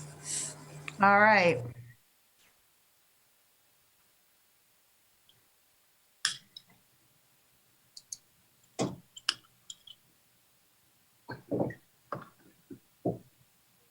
I look forward to the day when we're back to the real dais, but this is working for now. All right. I'm seeing people have come back. So we're going to go ahead and Madam City Clerk, are you with us too? Yes, Madam Mayor. And so I think we are going to go to public comments now. I imagine we do have a few. Yes, I see some hands here. So why don't we just go ahead? All right. Thank you, Madam Mayor. And welcome to all. And I would like to add though, well, you know, right now we have, it doesn't look like an overwhelming number. I'm going to go ahead and say if we start getting more and it goes on a really long time, I may want to cut back to 2 minutes. And I would ask everyone to be concise, but I think this is a really important topic. So I'm going to go ahead and we'll do the full 3 minutes, but ask people if they don't, you know, not to use that time if they don't need to, but I think some people may really want to. So let's go ahead and start, and we'll start it at the 3 minutes. All right. Thank you, Madam Mayor, and welcome to all our attendees. The first one, Alexis, go ahead and unmute yourself. Hi, everybody. Can you hear me? Yes, go ahead. Thank you. Thank you, Mayor, City Council, City staff. My name is Alexis. I'm calling today as a Hayward resident, as a candidate to represent Hayward in the California State Assembly, and most importantly, as one of the many organizers that make up the Hayward Community Coalition that drafted the original 7 demands. The ones that we organized, the group that organized the record-breaking call-ins during your budget workshops, and even through and brought together the community in front of the mayor's house when we felt ignored and diminished as a small group of what we were described as the same 30 people. I was not in favor of this study at the beginning. It was, in my view, a way for the council to drag their feet and buy themselves time. But alas, we're here, it's done, and I am overwhelmed with joy to see so much support and validation coming through from those survey results. I want to start by acknowledging city staff, Mary, Laurel.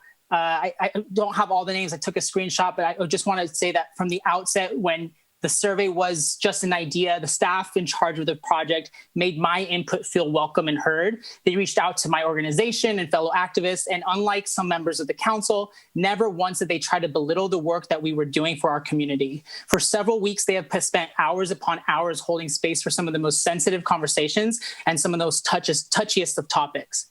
I also want to acknowledge all the residents that participated in the survey for their time, their insights, and for opening up to the city about issues that are uncomfortable and maybe at sometimes even scary to talk about.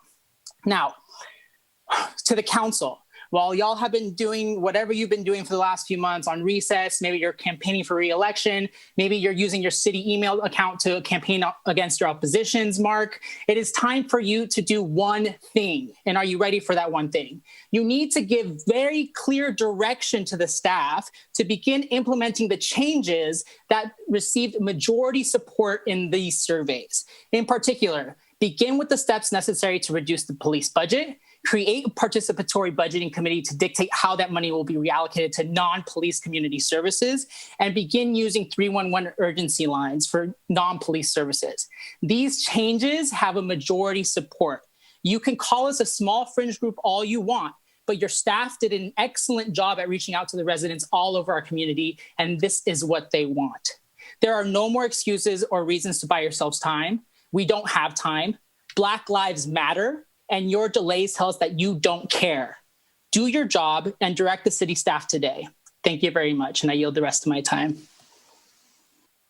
Thank you. Next speaker, Madam City Clerk.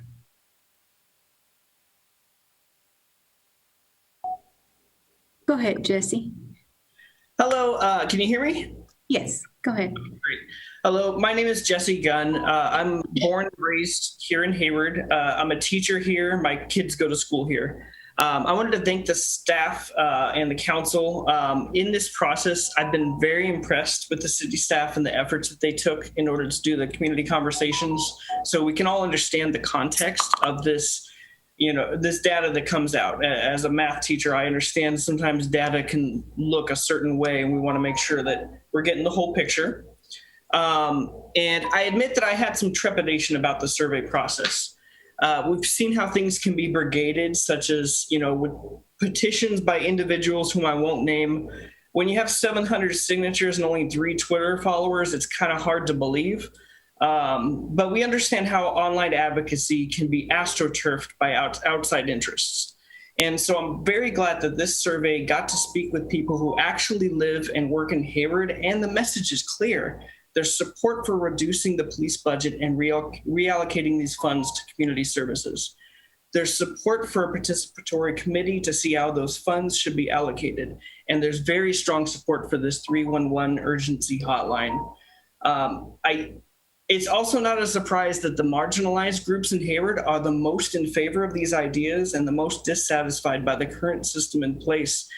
Black Lives Matter, and we in the Hayward Community Coalition pride ourselves in listening to Hayward's residents and amplifying their voices. We don't have to speak for Hayward because this survey allowed Hayward to speak for themselves. All that remains at this point is for council to act. You've had all summer to weigh this. Now you've heard it once again, and I'm asking council tonight to direct city staff to begin implementing these immediately. And the last thing I will say is time's up. Thank you. We have Selena. Go ahead. Hello. Yes. Hi. Good evening, City Council members, City of Hayward, Mayor. My name is Selena McManus. I'm a lifelong Bay Area resident, and almost a decade of that has been in Hayward. I also run a small business located in downtown Hayward and am a mother of 2 Hayward K-12 students. First and foremost, I would like to recognize and honor the work that the Hayward Coalition and Challenger Slate has done for our community. They will not go unnoticed. As an Indigenous woman, I want to remind you of the importance of mental health. Indigenous peoples face a much higher suicide rate than any other group in what we call America. It is important we support our Black and Brown Indigenous youth during these stressful times, and I want to bring an issue that I have with protocol that the Hayward Unified School District is allowing. I'm urging you as a parent, resident, and taxpayer to reallocate the funds going to Hayward PD. There's absolutely no reason why Youth and Family Services should be at a violent state building like the, especially since Black, Brown, and Indigenous bodies are murdered daily by police during mental health crisis. Please commit to the resident survey results. Listen to the Black community. They do not feel safe with Hayward PD. Do not be complicit like the city of San Leandro, who has the blood of Stephen Taylor on their hands. He was murdered by San Leandro police officer Jason Fletcher during a mental health crisis. Be the heart of the Bay and advocate for true change, which is community, not cops. I yield my time. Thank you. Thank you. Next speaker.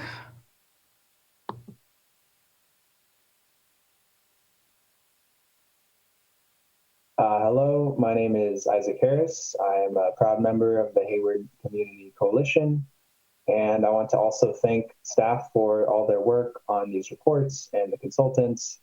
Yeah, the results are in, and it's very clear that Hayward has a policing problem. And Hayward's not alone in this. We just had another police killing, I believe a day ago, Walter Wallace in Philadelphia.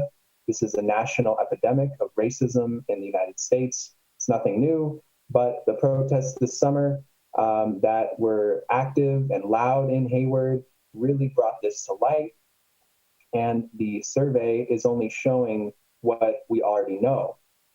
We know that among Black residents especially. There's distrust with the police. Only 51% of Black residents feel satisfied with their interactions. If that's a grade, that's an F. I mean, that's 51%. We should be aiming for much higher than that. And 43% of respondents, wrong statistic, just looking through here. Only 53% of people who are unhoused or know someone unhoused feel safe interacting with the police. So we're talking about our most marginalized residents in this community not feeling great about how Hayward PD is doing. And we also have majority support for reducing the police budget and putting that money into other city services. So one of the biggest issues that we saw from the survey is that homelessness is a main concern for Hayward residents. This is the perfect example of something, a community problem that can be addressed through other measures other than policing. We know that the criminalization of homelessness does not solve homelessness. It just displaces unhoused people from one street to the next. What solves homelessness is housing. And so think about the funds that could be shifted from over-policing to the unhoused community, because it's clear from the survey results that people are concerned both for their safety and for the safety of those unhoused folks, much more than they're concerned about so-called crime.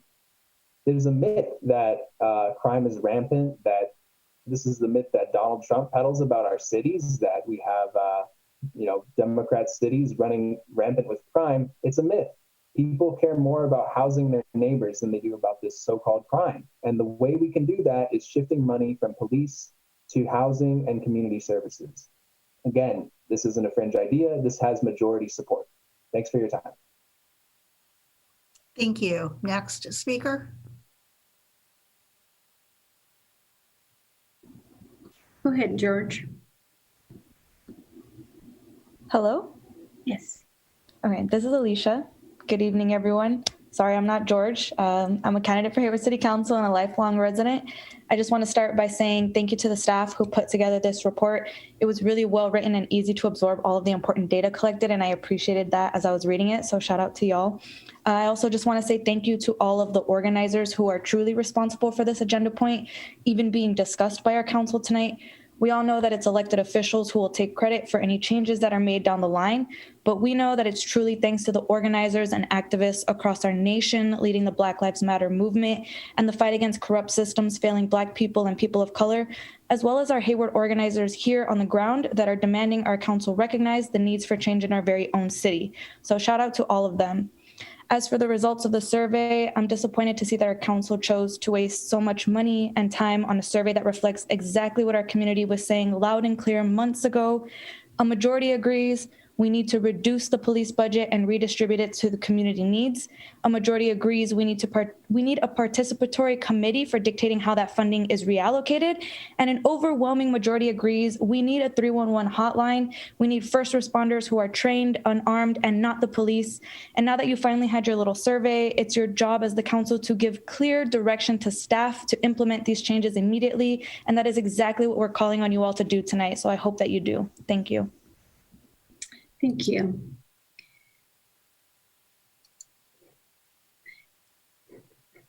Next. Yes, thank you. Now we have George here. Yes. Okay. Go ahead. Hello, can you hear me? Yes.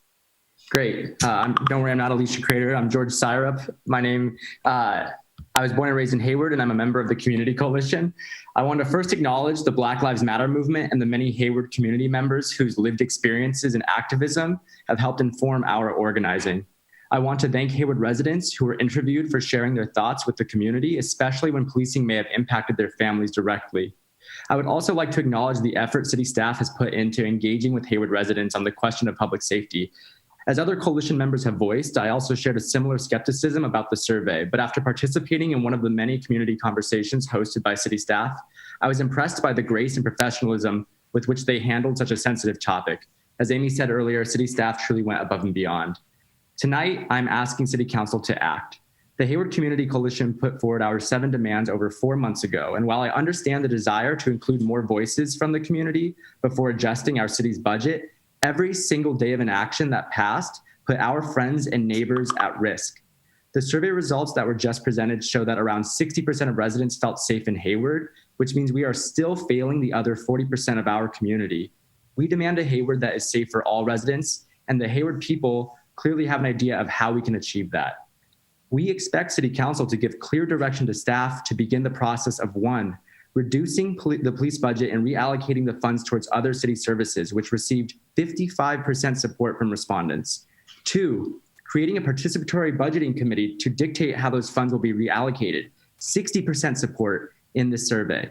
And 3, establishing and promoting a 311 urgency hotline for service calls that do not require a police response, with a whopping 82% support from those surveyed. The results are in, the community has spoken, and the question tonight is, will City Council listen and will they act? Black Lives Matter, I yield my time. Thank you. Next, we have Lacey.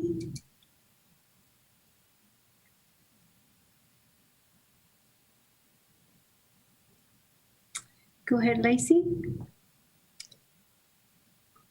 Okay, we'll come back to Lacey. We have Cynthia.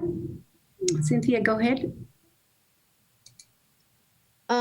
Yes, hi, my name is Cynthia. I am a member of the Hayward Community Coalition as well, and also the cousin of Augustine Gonzalez, who was killed by Hayward PD back in November 2018. I want to start first off by thanking Mary and Laurel and Daniel, Nick, and everyone from the city staff that helped put this together and also stayed in constant contact with us throughout this process. We appreciate you so much. I want to thank community members for feeling the power to share their stories. Although this is very difficult and may be very hard for folks and potentially could feel very unsafe at times, we appreciate that. I just want to point out that, Kelly, you brought up about moving this and waiting till November. It's been 5 months we've been having this conversation, and we don't want to wait anymore. We're asking you to do a few things, and it's simple. Just listen to your community. They've been telling you the same thing over and over and over again. Alicia brought up that y'all paid for this survey, taxpayers paid for this survey, however you want to say it, to get the same answers that we've been telling you for 5 months and honestly for the last few years. We're tired of it. So again, 1, reallocate police funds. 2, establish a participatory committee. And 3, establish a 311 line, especially to help with mental health crisis so nobody has to suffer from loss like our family has lost. So again, Black Lives Matter. Thank you again, city staff, and I yield my time. Thank you. Next, Lacey. Oh, hello. Can you hear me? Yes, go ahead. Thank you. So thank you. My name is Lacey Amadei. I am a candidate for Hayward City Council and also a member of the Hayward Community Coalition. I just want to repeat what other speakers have said by thanking the staff for your months of work on this community engagement plan and also all the other community members and partners that have put in time to this thoughtful process. Mostly, I really want to sincerely thank all of the community leaders and advocates and individuals who have used their own personal experience of pain, loss, and trauma to articulate a forward-thinking policy direction that is for the betterment of the entire community, starting with the most impacted and the most vulnerable. I want to make clear and recognize that we are fortunate to have leaders from the Black Lives Matter movement and other organizations within our own community who have been leading the way this whole time and showing us the path forward. We have family members of Augustine Gonzalez, such as Cynthia and others, who have been advocating tirelessly for more accountability and for mental health crisis services, even while mourning for their lost loved ones. We have had other leaders within the Hayward Community Coalition and outside who have been putting forward modern progressive policy solutions from their own direct experiences with law enforcement and systemic racism. And our community is better because of their voice and insightful vision. Many of these leaders came to you last year and then came to you again this June, asking you to take up the same policy solutions that this survey has now shown a majority of participants support. Now, observing your hesitancy to act in 2019 and your hesitancy to act again in June, and looking at your record of some of you of voting for incredibly problematic programs such as gang injunctions and participating in Urban Shield, I truly hope that tonight we see a shift in you all. We have now come full circle with the survey to return to the policy asks that were made in June, with the most crucial and central of asks now being reaffirmed. I urge you to step up and give staff clear direction to carry out the wishes of the community and articulate a policy direction. First, reduce and reallocate the police budget to fund other community services. 2, initiate a participatory committee to decide how to carry out the reallocation. And finally, establish a 311 urgency hotline. We do not need any more stalling. Please take full advantage of the leadership you have. We need you to act now. Okay. All right, thank you. Next, we have Lizzie. Go ahead. Hi, can you hear me? Yes, go ahead. Hello, everyone. I'm a lifelong resident and Hayward voter. I too want to thank the staff who handled our knowledge and experiences with really deep care, especially Mary and Daniel, who I got to speak with. I'd also love to thank our community members that have continued to organize and participate in this surveying process amidst the trauma that is living through proving that your existence matters and that the existence of your community matters. Myself and many of the other members organizing to defund HPD are experts in our respective fields, whether that be housing, equity, public policy, education, criminal justice, you name it. I'm an expert in my respective field with knowledge from Chabot College and UCLA, deeply rooted in ethnic studies. And I'm just here to remind you that while policing is being framed as a debate on whether to defund or not, there's a historical record of policing. As a scholar and a human, I understand that the way that policing was founded and structured across this nation, and therefore here in Hayward, is a corrupt system. And I just want to speak to the constituents of Hayward that feel that we live in a developed nation. The data says otherwise. So I'm just going to briefly read this from the Council on Foreign Relations. The United States far surpasses most wealthy democracies in killings by police. U.S. police killed an estimated 7,666 people between 2013 and 2019. By comparison, at least 224 people died in encounters with Canadian police during that period. Some countries, such as Finland and Norway, have gone years without police killings. So for folks that are clamoring to defend policing, it comes as no surprise to me, but I really encourage you to let go of your ego and let go of your fear and let go of your privilege and understand that police does not equal safety for all of us. And defunding the police is the route to safety for all of us. And I just urge you, council, to get uncomfortable. I know this is a really tough decision, but you do not have to figure out how you would have acted during the civil rights movement. Your actions or lack thereof today state that very loud and clear. So I urge you to go with what the public has stated to ensure that our surveys reflect our actions and that we have alternatives to the system that we have today. So please defund HPD. Thank you. Thank you. Next, we have Angela. Go ahead. Thank you. Thank you to City Council members, staff, the Community Services Commission, Community Advisory Panel, Chabot, and advocates for pushing these conversations forward on public safety. Feeling safe is a quality of life issue that needs to be addressed. The survey verifies what many residents, including myself, have been advocating, which is a non-emergency phone number to reduce responses required by the police and support for social workers and mental health advocates as part of an immediate crisis response in order for the community to feel safe and that public safety is for everyone.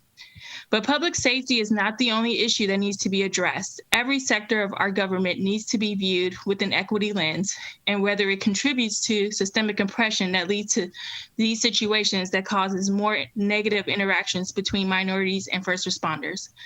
I suggest a joint session with Community Service Commission to see how a program including social workers and local organizations can support crisis response. And I recommend expediting the implementation of a 311 number as a resource for the community to not only support the community, but also our staff and first responders. Thank you. Thank you. Next, we have Vanessa. Go ahead. Go ahead and unmute yourself. Vanessa? Yes, I'll go. Yes, go ahead. Okay, fantastic. So I won't take up too much of folks' time tonight. The thing I do want us to eventually, if not tonight, get through during our work session here is to a place on how we can actually do the thing we're all here meant to do, which is finally fully fund and reinvest in our communities. Because once we fully recognize here, maybe tonight, that when we do that, we will not have to rely on police at all, or if for many of those reasons. And so before I hit that, I want folks to be very mindful that defunding the police means defunding police. We know well and good what it means when we have defunded our education and disinvested in it for all too long, including in the state and this local community. But when a lot of folks have come and entertained the idea of what defunding the police means, we have yet to hear responses that include, let's talk about, right, our failure when it comes to creating safe communities, right? What we have to do is actually reimagine public safety, right? It is wrong-headed to think the only way you're going to get community safe is to put more police officers on the street. Right. And so I think the big part of this conversation really is about reimagining public safety in America, which I think a lot of you all here do support. And we have confused the idea that to achieve safety, you have to put more cops on the street instead of understanding that how to achieve safe and healthy communities. And so when you think about this, you know, in many cities in America, over 1/3 of their city budget goes to the police. I mean, you all know how much goes into your police. And so we're having this conversation tonight. Those actually aren't my words. Those are the words of the vice presidential candidate herself, Kamala Harris. Many of you here are invested and endorsed by the Democratic Party, and the Democratic Party has endorsed her. So I think when we are sitting here and we are going to continue working on reevaluating not only our values, but our budget as they go hand in hand, I think we can do that in the best way that also honors the movement for Black lives. And this is the national movement that we are following so that it also replicates in our local communities, so that more Black and brown men, women, and queer folks no longer have to fear the police. And so when we say defunding the police doesn't mean an immediate elimination of all law enforcement, nor does it mean immediately zeroing out police department budgets. Right. And when we say we know that peacekeeping is an essential service. Thank you, Vanessa. Yeah. I do want to say my time, yes, is up, but I do want to echo those words for the movement of Black lives. And I urge you all to continue this work session. Thank you. Thank you. Alex, go ahead. Alex? Hi, can you hear me? Yes, go ahead. Hi, my name is Alex Chen. I'm a renter living in Glen Eden. I'm not affiliated with any org in particular. One, I also want to thank City Council and City staff, of course, for investing time in this community engagement and public opinion project. And of course, thank you to Dave, Shikari, as well as all the city staff named for carrying out this project. A few brief comments on the survey results. For context, I work with survey data every day at work and in my professional life. I just want to call out that 80% support for any measure in a poll jumps out at me, and the overwhelming support here among Hayward residents for retooling 311 as an emergency hotline obviously stands out here. You don't see that in a poll these days. 80% for anything is something I would encourage any candidate or campaign to get behind, if I were advising someone. I think given other data points in the survey, that indicates there are probably clear things like mental health issues, domestic violence, that people believe really shouldn't be under the purview of armed police officers. They should be under the purview of, unarmed, trained professionals. And of course, I'd like to call out majority support among weighted respondents for that redirection of 10% of police budget, and 60% support for, establishing community involvement for how to reallocate that money. Given that attitudes, as pollsters that we've seen have shifted so much over the last few months, most notably nationally, we're seeing some regression among white voters in particular who believe that progress in racial justice has already been made, that their level of support is decreasing much faster than marginalized folks and voters of color. I think this is still a strong result, and I think it illustrates a clear path forward for Hayward. I have a brief request for FM3. If they're still on the line, I'm curious if they can publish the weighted demographic breakdowns of the data. Just noting a few small things, the racial imbalance here among survey respondents raw, as well as the partisan imbalance here, given that policing is a partisan issue, are things that I do want to see the weighted breakdowns for as well. And of course, stepping back a little bit out of poll realm, a poll is just a snapshot, of course, and there are broad attitudes about policing that I think need to be taken into account. Just 2 months ago, FM3 released a poll, a nationwide poll that said that over 90% of people in California, or at least voters, support requiring body cams, making it easier to hold officers accountable, who hurt or abuse community members, who 90% plus support for expanding access to community services, for increasing police training on de-escalation. I think this speaks to broad support across California and in Hayward for these kinds of measures, and that weren't necessarily tested in this specific poll. I think that's an environment that we should be aware of. And I yield the rest of my time. Thank you.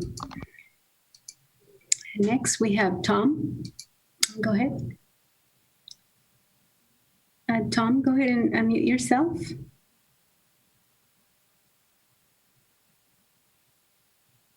Okay, let's go ahead and come back to Tom. Let's go with Teresa.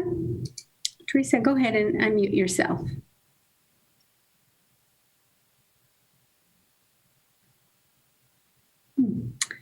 Can you unmute yourself? All right. Okay. There you go. Go ahead. Okay. Thank you. Can everybody hear me? Yes. Go ahead. Okay. First of all, I want to commend the city council around my neighborhood. There's been a lot more effort to trim the trees along Campus Drive. And with these high winds, I really appreciate the focus on safety with respect to the trees and the power lines in my neighborhood. So thank you so much for that.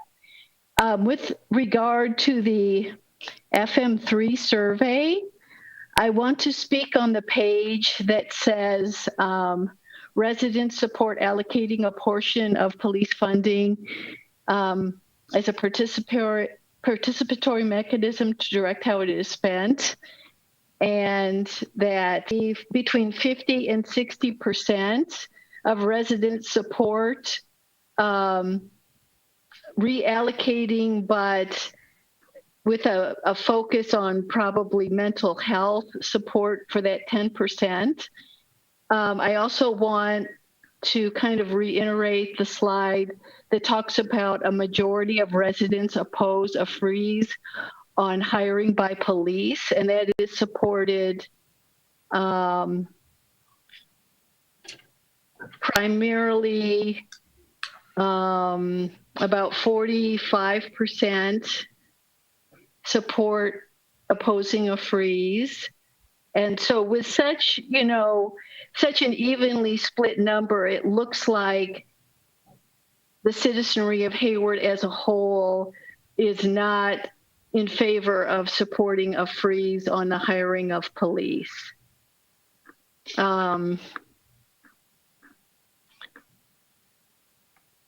So with that in mind, a 10% reallocation is palatable, I think, by all of the residents of Hayward.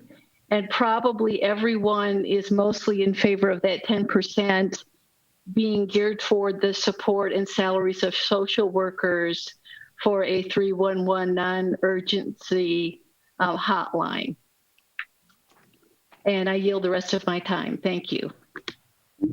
Thank you. Next, we have, see if Tom, are you able to unmute yourself? Tom Ferreira?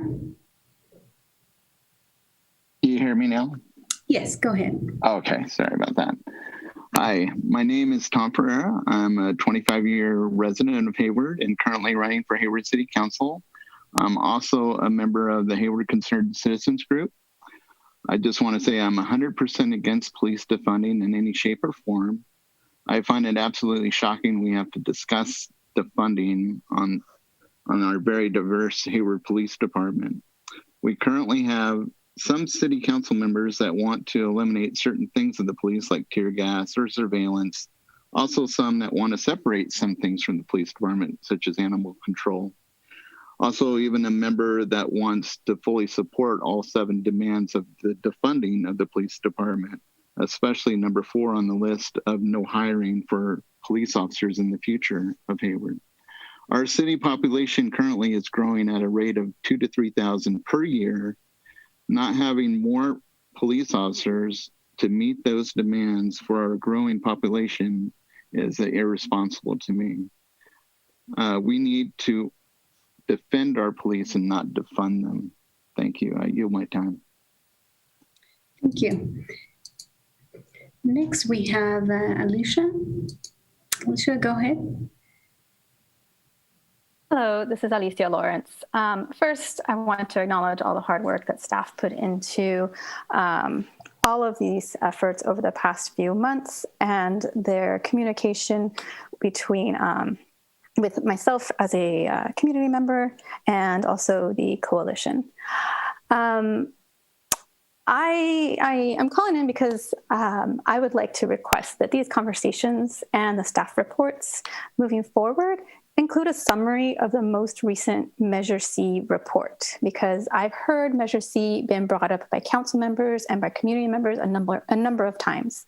There's been hesitations around reallocating the police budget due to some assumptions about what Measure C is meant to do and be. Measure C was about restoring and maintaining, and I quote, Hayward City services and facilities, including firefighting, emergency medical services, improving police protection for neighborhoods, replacing the aging library with a 21st century facility, including safe space for after-school homework and tutoring, repairing potholes and streets, updating aging neighborhood fire stations, and other city services. To date, the largest expenditure of Measure C funding has been towards the library, which is a vital service in this community, and I don't think anybody would have any issue that that is what the funds have been allocated towards to date. But Measure C funds were never intended to exclusively fund the police department, and that needs to be made very clear by staff and council. And so I believe the information from the most current annual reporting of Measure C will help clarify any confusion about what Measure C does and how those funds are obligated. And then additionally, I would like to call out in the survey that it appears that there's 34% of the surveyed community were people who identify as white. What I am aware of is that as of 2015, 17% of the Hayward community were white non-Latinx people. And so I just wanted to raise that as a concern in regards to the demographics, who's being surveyed and how that is being weighted or not weighted. Because on the surface, it looks like the white community was oversampled. And so I just wanted to raise that to FM3 as a concern. And that's it. Thank you. Thank you. Thank you. Next, we have Ariana.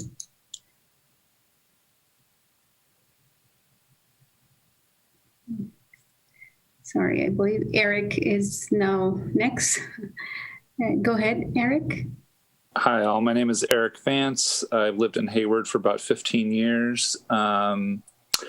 I want to start off by basically echoing everyone else about thanking staff for how they handled the survey. I would like to thank the Hayward Community Coalition and the candidates for City Council that have helped this movement, Alicia Crater, Lacey Amade, and Esther Castillo. I live in unincorporated Hayward, so I'm not able to vote for these candidates. I have volunteered for them. And what I would like City Council to address in the future is how Hayward PD interacts with the Alameda County Sheriffs. So like, if I were to call the cops in my neighborhood, which I would never do, Alameda Sheriffs would show up. And so I want to know how they fall within oversight, if any, from Hayward City or from, the city of Hayward. That's something that deeply concerns me and is something that is not reflected in the survey. So I would like some attention be paid to that.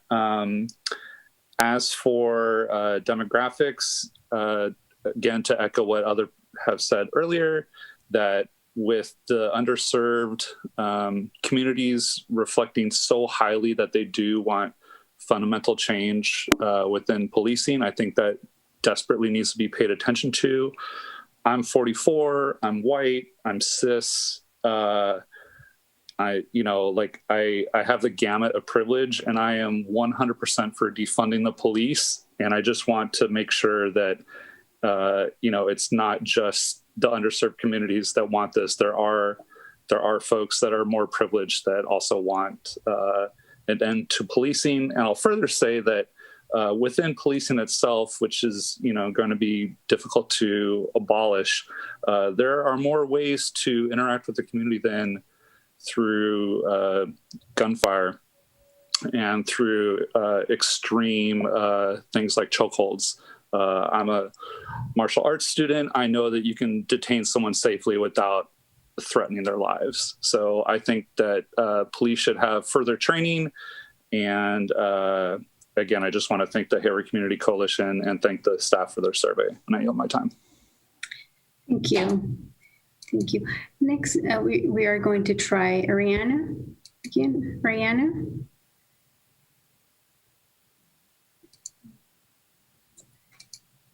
Go ahead.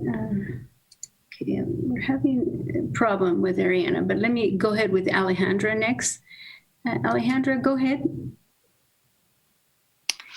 Hi, my name is Alejandra Melgoza. I strongly encourage you all to be creative and imaginative of what public safety looks like. You have the data, you have the results, you have the narratives, you have a blueprint of what our community members want, and you've had it for a couple months. You also have models around the country of what local jurisdictions are doing. Think about our most marginalized community members when making decisions. Don't think about who is going to vote for you, because that's not going to help. Start thinking more about what our future will look like, investing in actual services our community members need.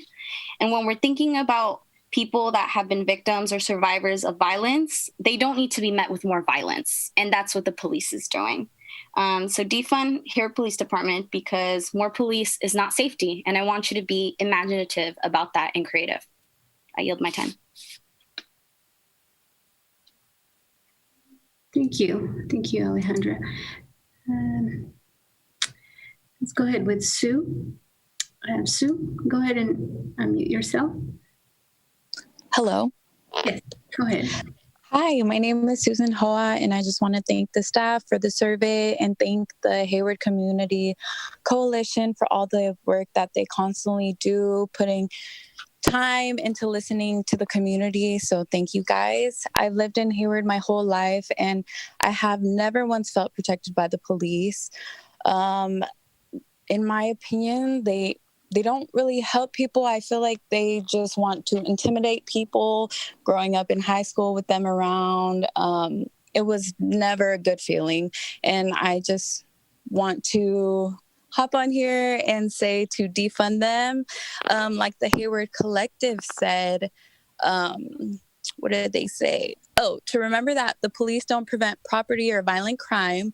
They generally respond to crimes that have already been committed.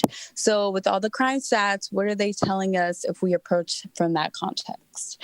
So yeah, that's all I wanted to say. And yeah, thank you. Thank you. I'm going to go ahead with Suzanne. Go ahead, Suzanne. Hi. Hi, I'm Suzanne, and I want to say that I'm totally against defunding the police. And this survey showed that there is a huge majority of people, of residents here in Hayward that are for hiring more police. And many of them said that they want more police in the community and more police in our neighborhood. And it was actually 62% that are against freezing the police department hiring indefinitely and leaving currently filled positions vacant when officers retire or leave, and only 25% in support of that. That's a big majority, and I think you need to listen to the numbers. Thank you. Thank you, Suzanne. And let's go ahead and try Ariana D'Angelo again. Let me see if okay. All right, let's see if this works. For some reason, I'm going to promote Ariana to panelist. It seems like she's running a different version. So, Ariana, are you able to speak now? Go ahead and unmute yourself. I noticed that you are joining us. No? Yeah, unfortunately, it doesn't seem that we're able to hear from Ariana D'Angelo.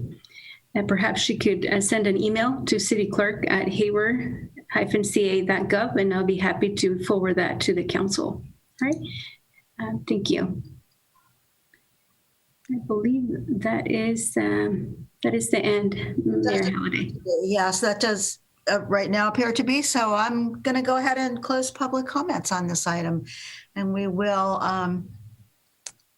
now go back to council. And I'm going to call on Council Member Mendel, who has his hand up. Thank you, Mayor. So thank you to staff for all the work that's been done on the community engagement and for tonight's excellent presentation. I really appreciate that. And to tonight's speakers. This may be my last opportunity to really speak on this topic while I'm still on council. So I'd ask everyone's indulgence for a few minutes here to share some of my thoughts. So first, I think it's important to point out or to highlight that the majority of people in Hayward, at 51%, feel that the current system keeps them safe. A significant percentage, 23%, do not feel safe. I think we have to acknowledge both facts. A similar percentage, 59%, report a positive relationship with HPD, while 13% report a negative one. Again, you need to keep both in mind.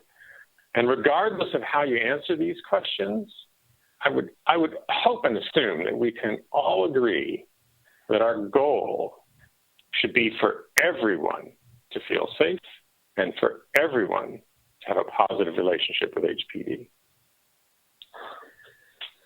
So with that shared goal in mind, I think that any changes or reforms that we consider must be incremental. We cannot completely scrap the current system and start over. After all, that system is working well for a majority of residents. Rather, we should strive to improve the current system, again, with the goal of helping everyone to feel safe and helping everyone to have a positive relationship with HPD. Now, like probably everyone on this call, I have spent a lot of time in the last 6 months thinking deeply about this issue and talking with dozens and dozens of folks about different options for reforms and changes. Folks on both sides of this issue, those who feel safe today and those that do not. And it's led me to the following set of general ideas that I think have the potential of receiving broad enough support to be worthy of consideration. And I break these ideas into 3 broad categories that I encourage the council to consider as a starting point for further conversations. The first category, I think that we should consider moving some groups or functions out of HPD, ones that don't necessarily need to be there. HPD is large and includes a lot more than just our sworn officers and CSO. And some of the functions that are housed within HPD might be better, might work better outside of it. The simplest example that I've mentioned many times is animal services. I don't see any reason why that has to be under HPD. I think we can pull that out and put it into a separate group. Another one worthy of consideration, a little bit harder to think about perhaps, is the 911 call center and dispatch. Reimagining this call center as a general purpose call center that serves 911 and 311 rather than being sort of policing focused could help to change the culture of how we respond to calls and help to dispatch them to the best person to respond to any given call for service. And I think the council should ask staff to work with HPD and others to look at the police department for other functions that might be worthy of consideration for being housed elsewhere. As part of this, I think that we should create a new department of neighborhood services. In my vision, this new department would include functions like the animal shelter. It would include the existing community services department. It might also include functions like parking enforcement or code enforcement. There are a variety of teams that are mainly focused on responding to Access Hayward requests that might also be logical to house them under neighborhood services. So the folks who are picking up litter and graffiti and landscaping and things like that.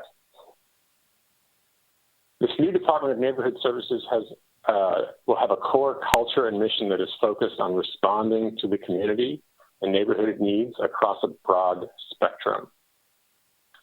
And I believe that we can begin to build that department next year. So the second category, a broad category of changes, are changes to who responds to certain types of calls. All across the country, cities are experimenting with new ways of responding. The default is when someone calls 911 or the non-emergency numbers that we send a police officer, whether the police officer is the right person to respond to that kind of call or not. And I think we need to re-examine that a bit. Some examples that come to mind are, if I go out to my car in the morning and it's been broken into and I call for help, I don't really need a sworn officer there. I mean, the crime is long past. A CSI crime check to take some fingerprints might be nice. Someone to help me fill out the police report might be nice, right? And so maybe that's the right person to respond to sort of property crimes after the fact. For code enforcement issues, obviously, the abandoned vehicles in my neighborhood, we don't need to distract a sworn officer to come over and red tag it and you have to wait 72 hours and have that sworn officer come back to get it towed. That's something that code enforcement should be doing. Parking enforcement, same thing. But I also think we should consider looking at whether, hiring different types of folks like social workers to help respond to homelessness-related issues.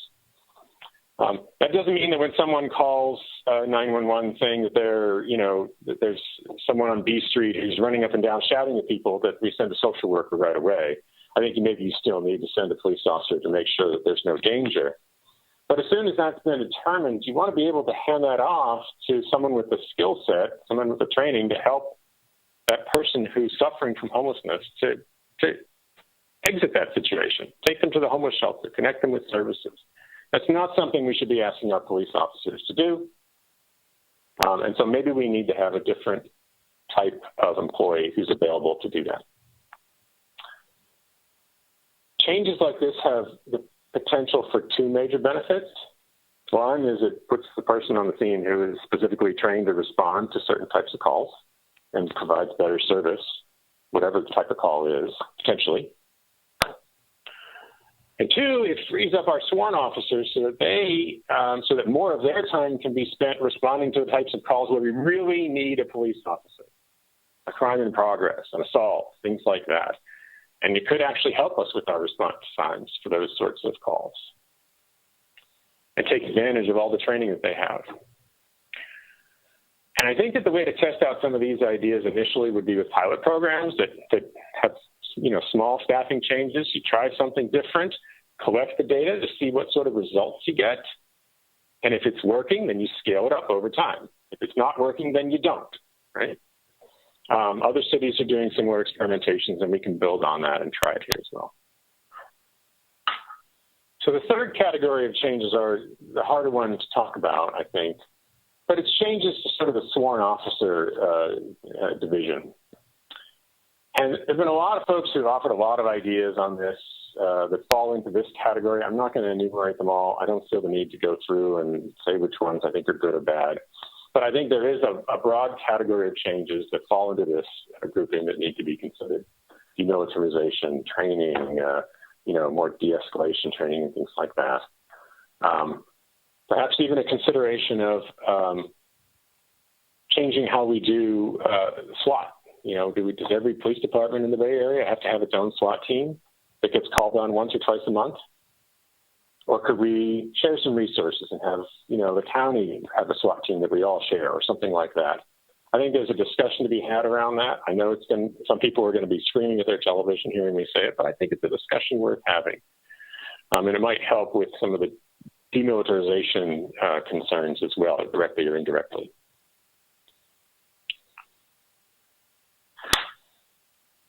I think pursuing these three broad categories of ideas gives us a framework to start, right? Moving some groups out of HPD, changing who responds to certain types of calls, and then reforms on the sworn officer side. And they have the potential to have broad support and be incremental and allow us to keep functioning and keep providing services while we improve those services. If I were going to be on the council for the next couple of years, this is the kind of approach that I would be pushing as a step one. So thank you for listening. And as I said, I took a little more time because this is probably my last chance to talk about it as a council member. So thank you, Mayor. Thank you for those comments. Councilmember Zerminia, you're up next. Councilmember? Yes, I just unmuted myself. So first of all, thanks to the staff for the good work. Thanks for the callers for their good comments. We have listened, and I'm glad that they're all participant. Let's see. So a couple of things. I guess it's kind of going to the surveyors. In general, my general feeling is that there's more satisfaction with dealing the police than there is satisfaction. That's my general feeling from reading the results. All right, let's see. Then I have my list of to-do because I think that we need to start thinking, as my colleague Mendel has pointed out, we need to start thinking about how to reform, re-envision, reintegrate, reorient our force. So how do we address the lack of trust that we see on the survey? How do we address the racism that some people feel? I share one of my goals. My main goal in all of this process is that every resident, Al and I were, I guess, reading each other's mind, but I also want to see every one of 160,000 people trust our police officers and feel safe. So we have some folks who do not. I have never had a bad experience with a police officer, and I've been a resident of Hayward for 42 years. So we need to address lack of trust, address racism, rework the complaint system. I really don't want to read that some residents don't file a complaint because they feel it's futile. I mean, come on, futile. Why do it if that's going to happen? That's wrong. That really is wrong, and we should really work on that. We need to work on community building activities, whatever they may be. I like the idea. Do we continue with Coffee with Cops? And do we continue with riding on the city streets. Some folks did not like it then when we did that, when we rode around the last time in August. So that's very, very important that we need to do. Let's see. 311. I like 311. I think that we need to get started on what it means. Now, my only word of caution with 311 is how do we educate our residents as to what the difference is between an urgency and an emergency. So that's going to be the difficult aspect. In most cases, yes, it was pointed out, police officers get to the scene once the crime has been solved, okay, once the crime has been committed. It would be fantastic if we had a little computer that would say at 5 p.m. there's going to be an accident and some people are going to be needed. We don't have that. We don't do that. We don't have the magical thing. But how are we going to educate our folks that what you're calling about is an urgency and it's not an emergency, and that you should be calling and making sure that you stress the fact that there may be a mental health issue about what you're calling about. So that's very, very important. Now, a committee. We have an advisory committee. There's talk, or one of the recommendations is to establish another committee. My personal recommendation is that we only have one committee. Why have two committees? So that this one committee, it could be getting rid of the present committee that we have and starting a new one, or simply give the present committee the duties of looking into what needs to be done. Okay, so this committee will look into, okay, where do we put animal services? Okay, what do we do with the junior giant programs? What do we do with the health and youth and family services? What do we do with these services? What will redistributing 5, 10, 15, 20% of the police budget into other entities, into another organization, into other departments of the city of Hayward? Yes, animal services. Yeah, a police officer is not necessarily there. Absolutely. There was a police officer putting a orange tag on a car that was abandoned on our street. Okay, that's their duty, but I would rather have had that police officers, patrolling the city. We have a segment of the population that don't feel safe because they feel we don't have enough police officers. We have 9 beats. Is it time to get a 10th? I'm not sure. So maybe this committee, working with the police chief, working with the city manager, working with their mayor, working with the city council, can come up with these ideas to redistribute these monies, to redistribute the activities and the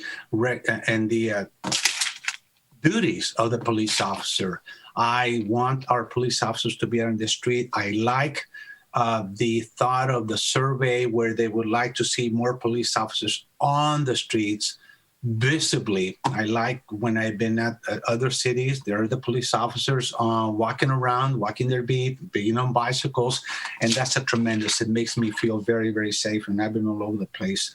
I think I'm nearing the end of my there was a comment on the survey that we want to see police be professionals, respectful, transparent, and fair. So we want them to be that with us, but we also want to be the same with them. I think it's a two-way street in that particular respect. I think that is all. I thank you. And again, my main points, yes, on the 311, let's do it. Let's start the process tomorrow. And then on the committee, again, let's start the process tomorrow as to either getting rid of the committee that we have or giving this committee, which is a very good committee from what I've seen, the added duties of looking into the budget and for the distribution of duties. Thanks again. Thank you, Mayor. Thank you. Next up is Councilmember Lamnon. Thank you, Mayor. So I want to appreciate or add my appreciation to the comments of the community as well as my colleagues. The city staff dedication, the work of our consultants, and especially the insights from our community members and our staff members who unflinchingly gave us positive comments, negative comments, honest comments, and experiences of what you've lived and heard about and believe and understand about public safety. So I really want to thank all of you for that. First, a question. Kelly, when we do the next month's data or policing presentation about the department, et cetera, do you anticipate that we'll have some data back about the CAT team? So I've been working to try and get the county staff to come and actually do a work session to present on the CAT team model to the council. I'm hopeful that we can schedule that. I don't know when that might be possible because I think there's some really good information, and hopefully that's a model that we can continue to expand because it's had some great success, basically, in terms of alternate responses to mental health crises. And so I think, it's a model that I think can be expanded. And I think the county has sort of struggled in terms of the amount of funding that's available. They're also doing it as a pilot program. And so let me continue to work on trying to get that presentation for council. Ideally, it would be great to try and squeeze it in maybe before the 17th, or at the, so we'll try and see when we can get that scheduled. Okay, thank you. And it's a community assessment team, right? CAT? Yes, I believe that's what the acronym stands for. And it basically partners a paramedic with a mental health professional, and they go through specific crisis response training to basically try and divert people out of the 911 system if they're having a mental health crisis. But the police department still does respond in those incidents, but with the other partners as well. Great, thank you. And Al, you're not off the hook yet. You're still going to be here in November, so don't think you're going anywhere too soon. Anyway, okay, so to my comments. Thank you, Kelly. So yeah, I mean, maybe it's even just an informational report or a high level, data. I mean, certainly getting into the nitty gritty would be useful, but and educational, but maybe it's just, if there's even some higher level stuff that's available. I appreciate that you're already working on it. So enough said about that. I think if COVID has taught us anything, it's an exciting time to not necessarily look at the status quo. And so I appreciate the idea of rethinking, as both of my colleagues have said so far, about, and members of the community, of how do we respond to our existing basket, an emerging basket of community needs. So, do we reshape departments? I know my other colleagues have talked about that as well. I had notes about a crisis response department, which would be kind of fire, PD, and kind of building on the emergency operations center. The neighborhood department's an interesting one too. And there's a lot of places we could go with this. I think what I'm hearing from the community is we need some specific actions and some concrete actions. So I think my energy, my push, my ask would be, yes, that we move ahead with the 311 system, and that but I realize that we can't do that until we have whoever it is that's going to respond to those calls. And so my hope over the next period that it's going to need to do this research is both, what does that look like in cities that have it? What are the team members that we're going to need? What are the costs associated with that? What are the trainings? What are the risks? And then also, and this may come out of CAT team data, it may come out of other team data, I think we need to be willing to not necessarily assume that armed response is needed to secure a scene. Certainly there are some instances where that happens, but there are lots of mental health and other crises that get responded to, for instance, in emergency rooms or in nonprofit centers or shelters and so on that do not require an armed response. And I want us to not assume that that's who has to respond to a crisis and that the scene has to be secured first. I think having case managers, having crisis negotiators, having mental health professionals, building that team, I'm really interested in what the expertise is that could respond to a 311 kind of a mega call and slightly higher needs that might come through that. So I think that for me is the highest priority, both understanding how that system will work, how it would interface with how the system would work and who would respond, because obviously we can't have the system and not have people respond to it. I think the other piece of that is to Councilmember Mendel's point about having, and I think Francisca may have raised this as well, having different people respond to the crisis may give that I don't feel like my city's responding that we're hearing from the survey. I don't know that it has to be an armed officer in a community, that, you know, it is a report taker, it is a crime scene tech, it is somebody that can also follow up on that data. Because if the answer is all of these reports go in and they still go to the same police officers that can't respond to everything that's already in our city, we haven't kind of helped the situation. So I'm interested in the whole flow of the data or of the information. But if there are things that people can respond to by being right there, for instance, neighborhood disputes, you know, somebody who can work with neighbors one-on-one, gives the city a presence in that neighborhood, gives neighbors a chance to build community, and doesn't necessarily need a sworn officer to do that, although some of our officers have those skills. But the other thing that I think is urgent is looking at our complaint procedure. I acknowledge that some of that may be bound by POBAR or contract negotiations, but I think that, you know, for any other department, if there was a complaint at a high enough level, we would hire an independent investigation. We would have HR be involved. And so I'd like to see, can we have some mirroring of another way, another avenue for community members to give us feedback that feels safe.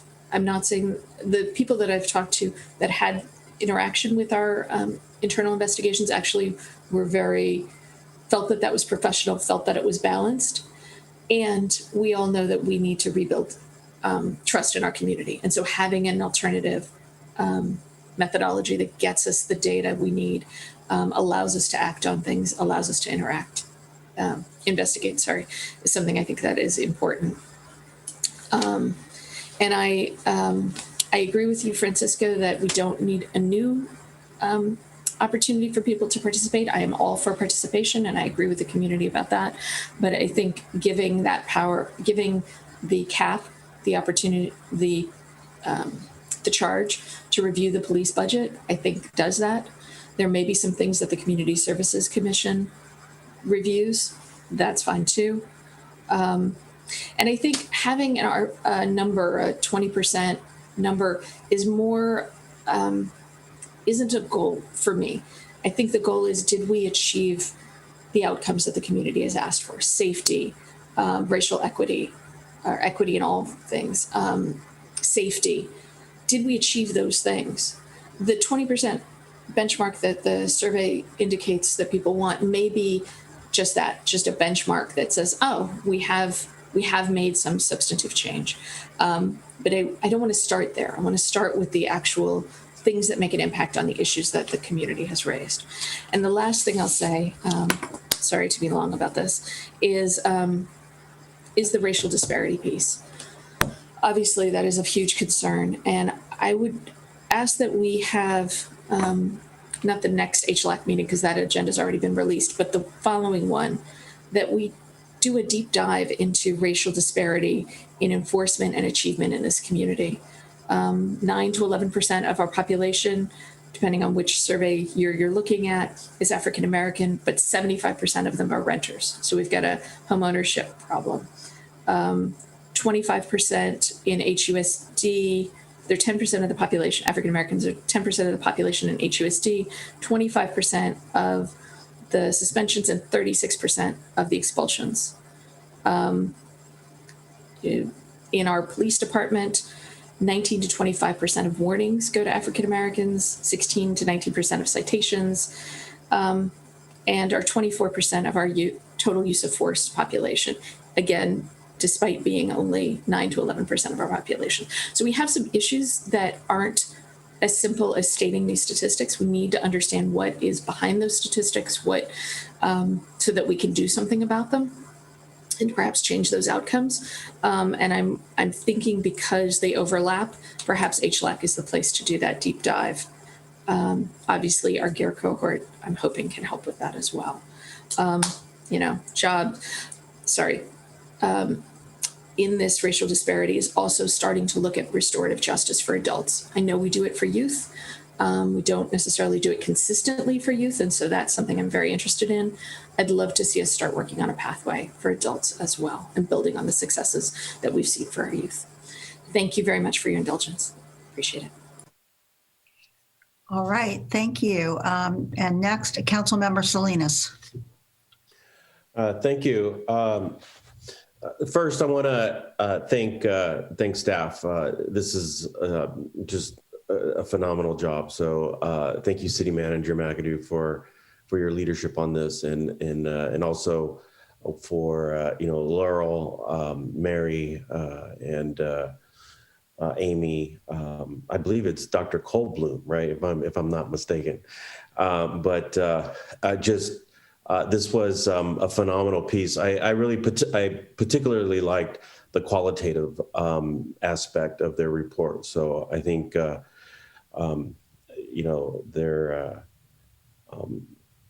their data collect. I have here on my notes that the amount of people they interviewed is just phenomenal. When I was in graduate school, my work is qualitative research, and it's very hard to wrangle in 700 participants to do an interview. We always focused on one student, one classroom, or it was tough to do one school, but that was quite a job. I also wanted to thank, and I totally agree with this, I want to thank the participants. That's a lot of people who participated in this. And if I'm not mistaken, I believe this is probably one of the most highly engaged survey, multi-pronged, multi-method survey that the city has done in quite some time. And so I just want to acknowledge that, because I think the work and the technical side of putting together a survey like this is a big deal. People write dissertations on this, and so I wanted to mention that. The methodology sound, and we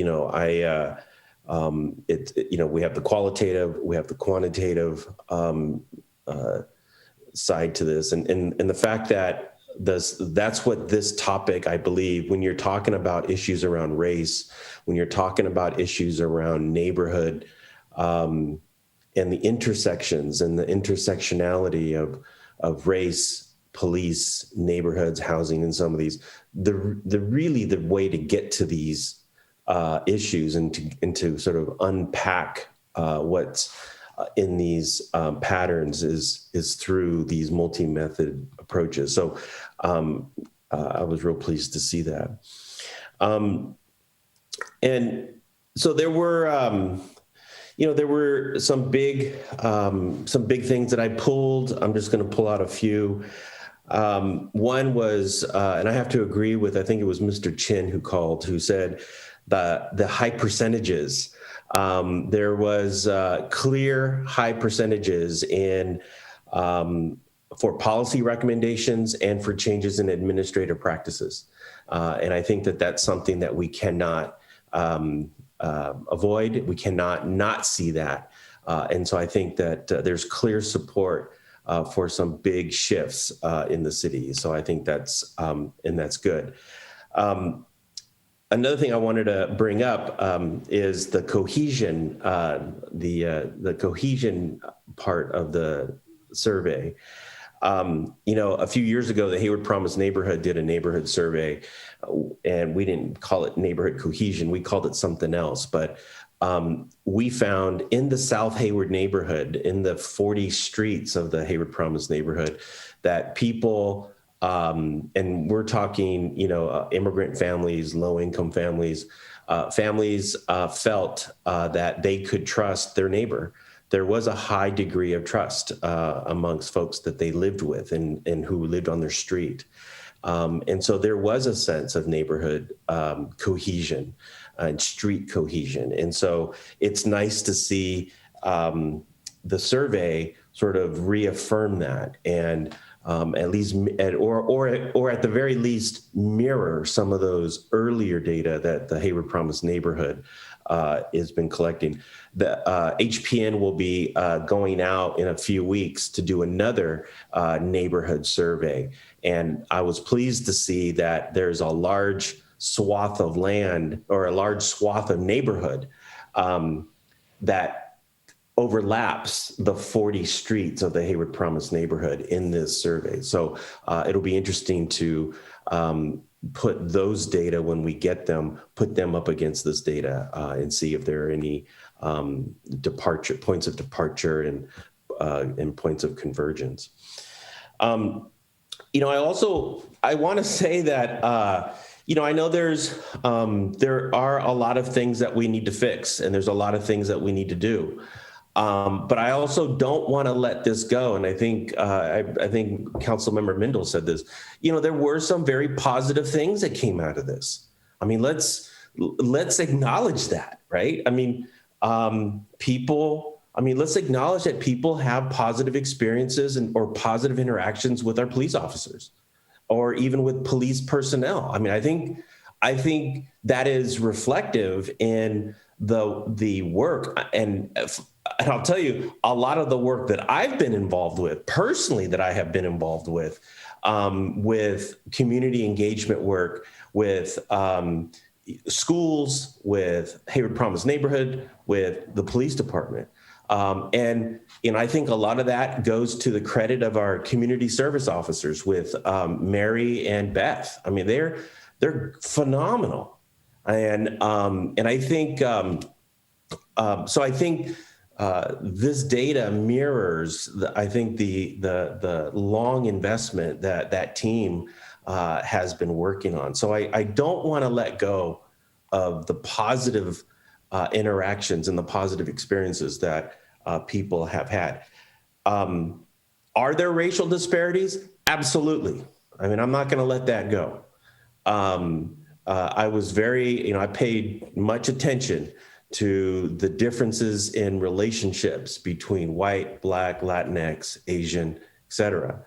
And one point that I just wrote here was, we cannot let it go that people are afraid to call the police for whatever reason, whether they don't trust the police, which is, I get it, I understand it, and I know why people might not call the police. But we also have a very large immigrant community, whether you're low income, high income, they don't call the police. And part of that is because of bad police experiences and bad police relationships in perhaps the countries of origin that a lot of immigrant families are coming from. So, so I think that is part of this story. And so these are some of the things that I gleaned from this. And I should also say for the public who don't know, the full report is like a 266 page report or something like that. And so we're still digesting this, and we just got sort of a high level analysis of this.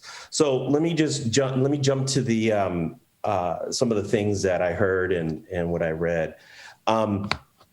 So yeah, the 311, absolutely. I mean, we're going to have to figure that out. And I think this is something that we've been talking about a long time. I know I've been talking about that. I don't know well, I don't want to get into the details, but the 311 I think clearly it's something that we should be doing. Redirecting police budget into social services, absolutely. I think this is something that I've been I've had lots of conversation around this. What's interesting is I've spoken to a lot of people about this.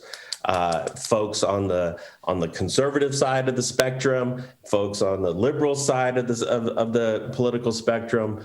And what's interesting is, even some of those who are just adamantly dead set against defunding the police, that once you say defund the police, no, they just absolutely not.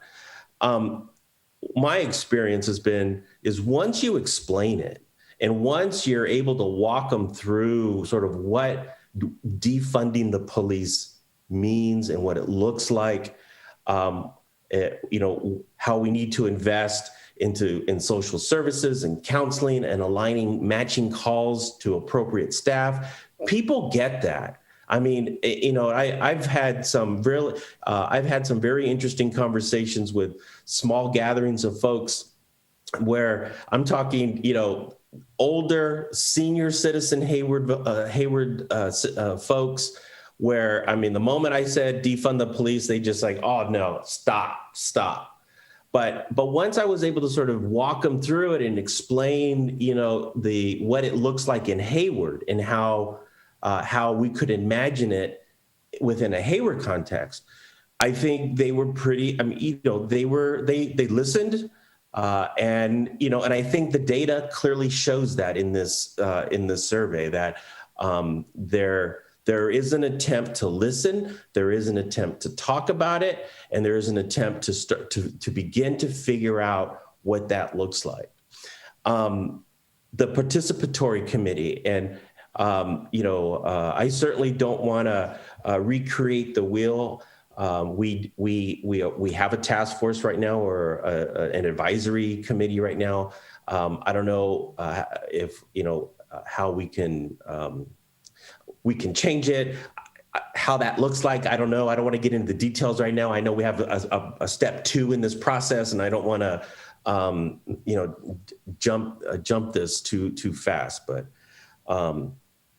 I do. Those are the 3 core things that I listened to and I wrote down. And to Councilmember Mendel's 3 big areas to focus on or to sort of think about. I'm not going to recite them. I agree with them, and I think those are great steps to sort of walk along.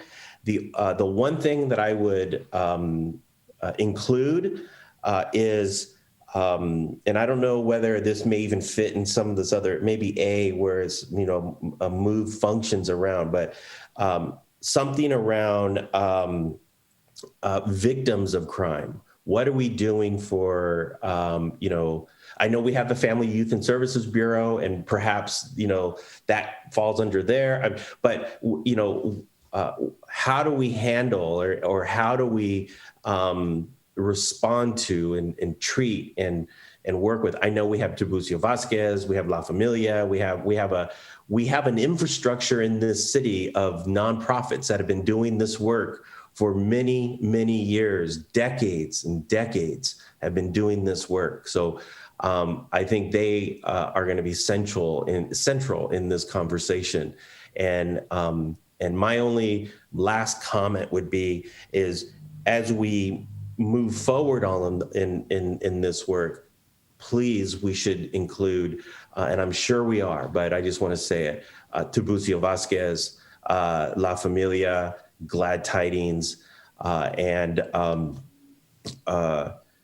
Hayward Promise Neighborhood. I know you guys are working with HPN staff, but lastly, I just want to say thank you to staff and thank all the. I especially want to thank the students from Chabot. I mean, were Cal State Hayward students also included, or just Chabot students? I believe it was just the Chabot students. There was involvement from some CSU students, and we did have professors who helped look at methodology, consent forms, and really helping with kind of the research framework. But I believe it was mostly the Chabot students that did the interviews. My only suggestion would be when we do the next round, perhaps we include Puente students and Daraja students. And include them. But otherwise, just great work. And I look forward to future discussions, and I look forward to the November 17th meeting. So thank you. Okay. I'm not seeing that any other council members wish to speak.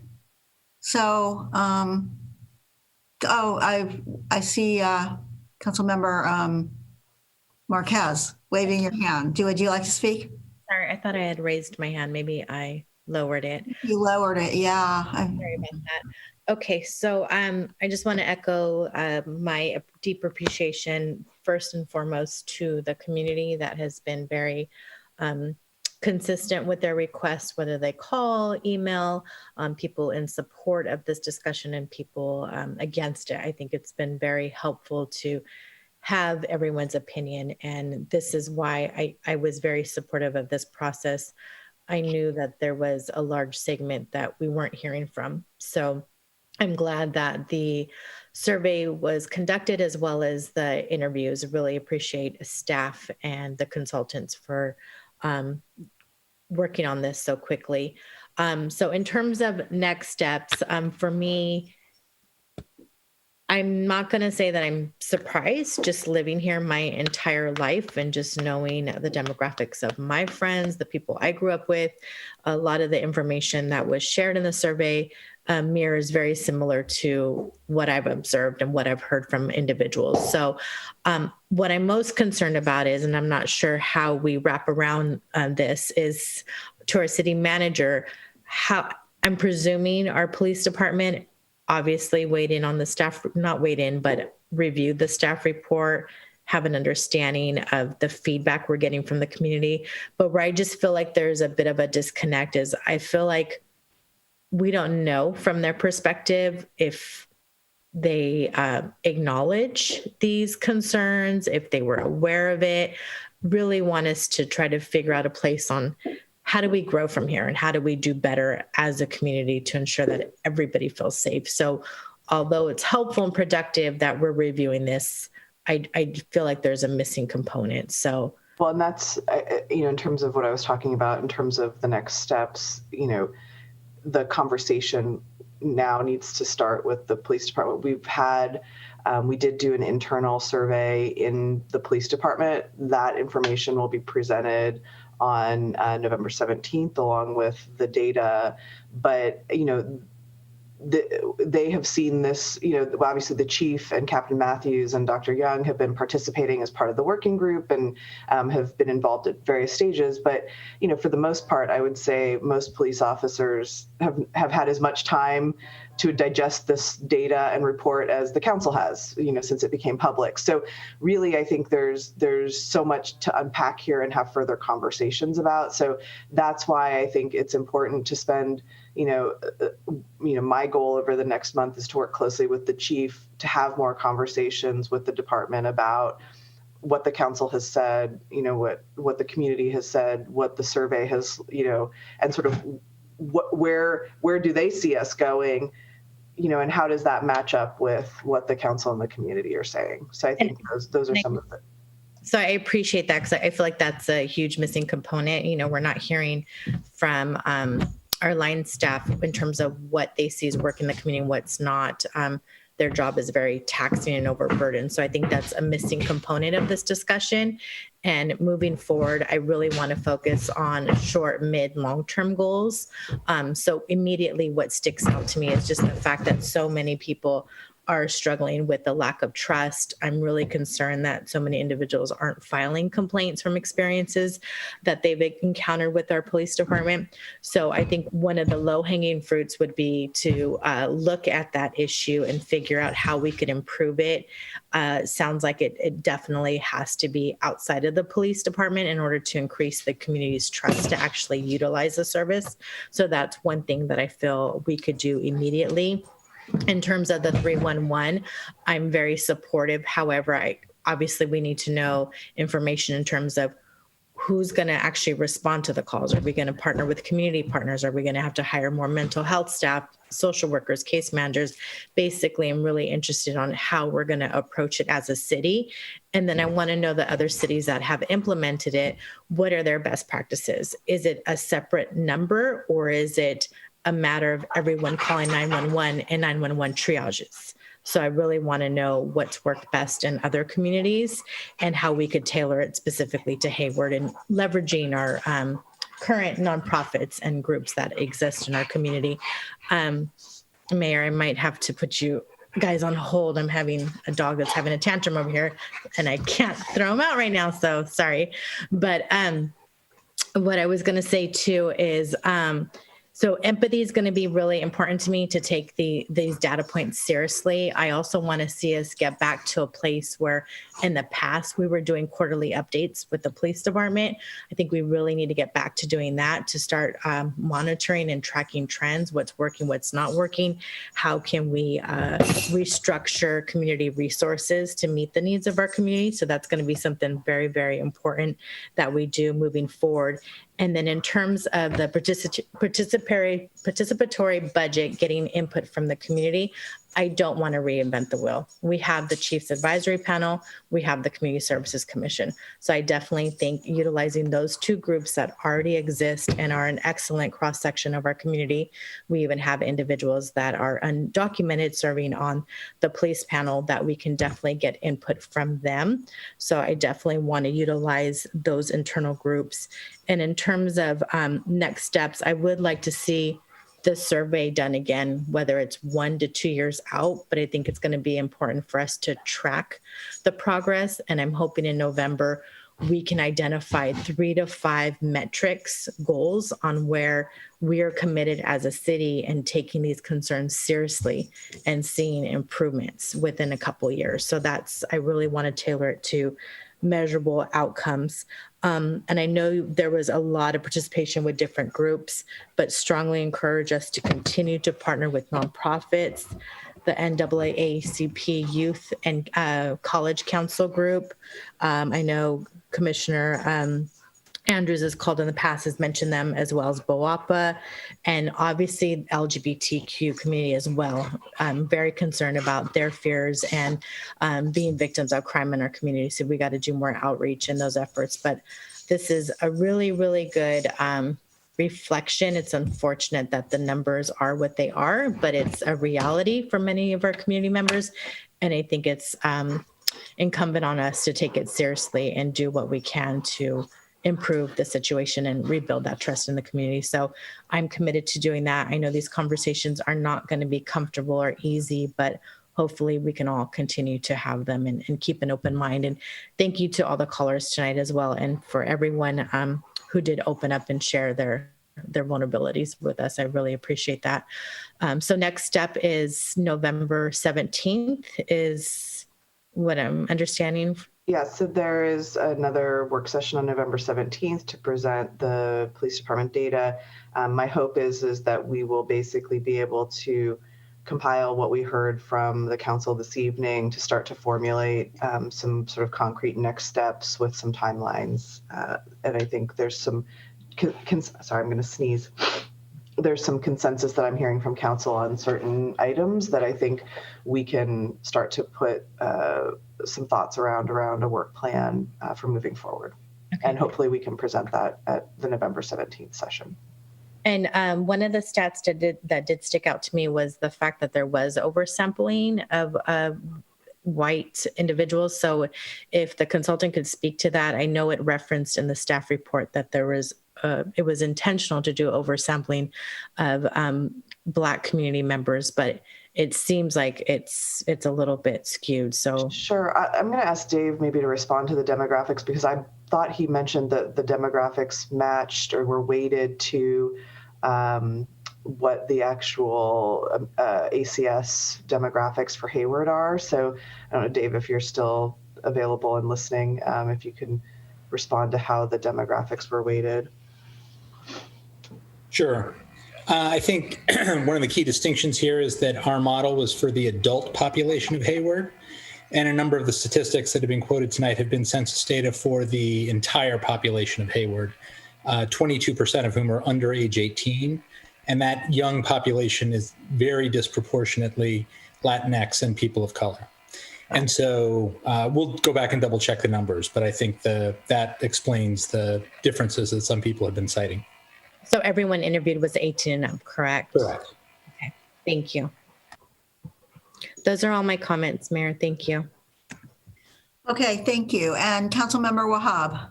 Thank you, Mayor. You know, I'll make it brief. I think that many of us have already stated, especially public comments of the lack of surprise, you know, some of the concerns that we've seen and heard over the years. I just want to point blank state this. Hayward is not necessarily seen as a safe city throughout Alameda County. We know that. And just in regards to the work that we have before us, I really do appreciate staff, the time. And, you know, I know it took roughly 5 months to get a process in place, the amount of input we had, the level of commitment from our staff and different department members. So I do appreciate that. I also want to say, just to be quick and frank, in regards to the participatory budget, and I've said this in multiple meetings, I do believe that the Community Services Commission, which already technically does participate in a participatory budget because they deal with $1 million and seeing which community organizations should get certain grants from the city and so forth. I think it would be sufficient. I do not necessarily like the Chief Advisory Panel to handle this, primarily because they are not subject to the Brown Act. They are not a public meeting. They are not dealing with community input, meeting minutes, public comments, nothing. So I do not believe that is appropriate for discussing the budget if we do go that route, which I do suggest that we engage in. As the 311, which I do support, I do want to state that it will take a great deal of education for not only our staff, but then also our community members to be able to call a number that they're unfamiliar with. Since I was a kid, I knew the number 911. You know, 5, 6 years old, they teach you if an emergency happens, you call 911. So if we are going to do that, we definitely need to spend a lot of time and effort and energy around education. I also don't believe we are the only city looking into this. And as we know, 911 is handled by our county dispatchers before they even are directed to our local city dispatchers. So hence why if you call 911, they ask you, what is your location? They don't even care about the issue right then and there. They ask you, what's your location? You kind of give them, you know, your area. Then they send you to somebody else and they ask you again. So I really would like to pursue that and understand that more as to what that framework really looks like, who's really involved, because it's not just the city. It is the county, it is many other individuals, and we are also not the only ones interested in something like this. So I do want to state that. I also want to state that I know that we have not, you know, as our mayor has stated in previous meetings with our city manager, that we are absorbing pieces of, you know, referrals and we don't have the formal referral process. But the referral that I made in June, early June, specifically stated some of the things that were mentioned in this particular item. For one, rethinking how public safety works. I asked for a creation of a 21st century core community needs department. We can call it whatever it needs to be called. That revolves around the whole human. This is to cover economic development and jobs and education for individuals, housing and homeless services, family wellness. I really appreciated Councilmember Salinas' comments in regards to focusing a little bit more also on the victim. And the reason why I think that it would fit well in the Family Wellness Center that would cover mental health, school clinicians, food security, things like that, is primarily also we do have a diverse community that if an incident happens, they react very differently to, very heavy topics, whether, and I hate to say it, whether it's property theft, people react very differently, whether it's rape, families react very differently in our communities, especially when we're talking about diverse population. When we are talking about a mental health crisis, people react very differently. So I do believe that belongs in the Family Wellness Center in this 21st century core community needs department. And when Councilmember Mendel was mentioning the scope of work of police officers, that is also mentioned in the referral. And we do need to focus, as it says, demilitarizing of police. I do believe police deserve the tools they need to do their job, especially because it's such a high-risk job. I do believe we need more accountability measures and social needs that cover all non-emergency calls with a clinically appropriate and trauma-informed approach. I do think that staff should take a look at that referral again. It has been highlighted almost verbatim in some of the comments made by a wide variety of community members as well. And then as quickly as possible, again, I do want to say that this is a great start to understand more deeply one of the most important departments in our city. I do believe that this is somewhat inadequate at the same time. And I won't dwell on the way that these surveys were, the phrases were leading a little bit, push-pull style language and more. We can talk about that later, but I do say that we now know things and we don't know things. The reason for this is we don't have a baseline. I mentioned in the referral that things need to be very measurable. We need to quantify and qualify certain things with data and timelines. We don't have that. We don't have, basic metrics in the sense of how are we comparing ourselves to the rest of the cities in the county or even the state, and what is the perception based on how is the police perception statewide? How is it countywide? Are we doing good relative to that, or are we doing poorly relative to that? So, like I said, I think this is overall very helpful, irrespective of the baseline, but we need more. And especially if we're really truly going to tackle this. Now, what we do know is that 25% of people in Hayward are dissatisfied with quality of life. We don't know why. That could be housing, that could be education, that could be, economic. And I'd like for us to go a little further too. We do know that 46% of people in Hayward feel that they can't voice their concerns on major community issues that affect their lives. That is shocking. I think that, our city clerk has announced multiple times how, public comments can be made. I think every single council member tries their best to answer emails and things like that. So I really want to know why. And we also know that only 37% of people feel very safe in interacting with Hayward police. We don't know why this number is so low. And that's sad. We know that less than 60% feel there's a positive relationship between residents and police. That's also a very low number. And we also know that 45% or less of residents were satisfied with how police addressed crime against people or addressing property damage or theft. These aren't great statistics and we don't have a baseline, but it's a start. And my focus is definitely we need to do better. I expect better. And the residents deserve better. So I also want to state that this has become a polarizing topic in our city, and it shouldn't be. This is a nonpartisan issue. This is a community issue. This affects every single human being in the city of Hayward. And to me, I really want to approach this as this is an opportunity to do better for our residents and our city and our staff. So we have to constantly work towards improvement, all of us. And I know that we as policymakers, I will definitely try to do that as much as possible from where I sit. One of the other things is our police officers actually work in a very diverse urban suburb.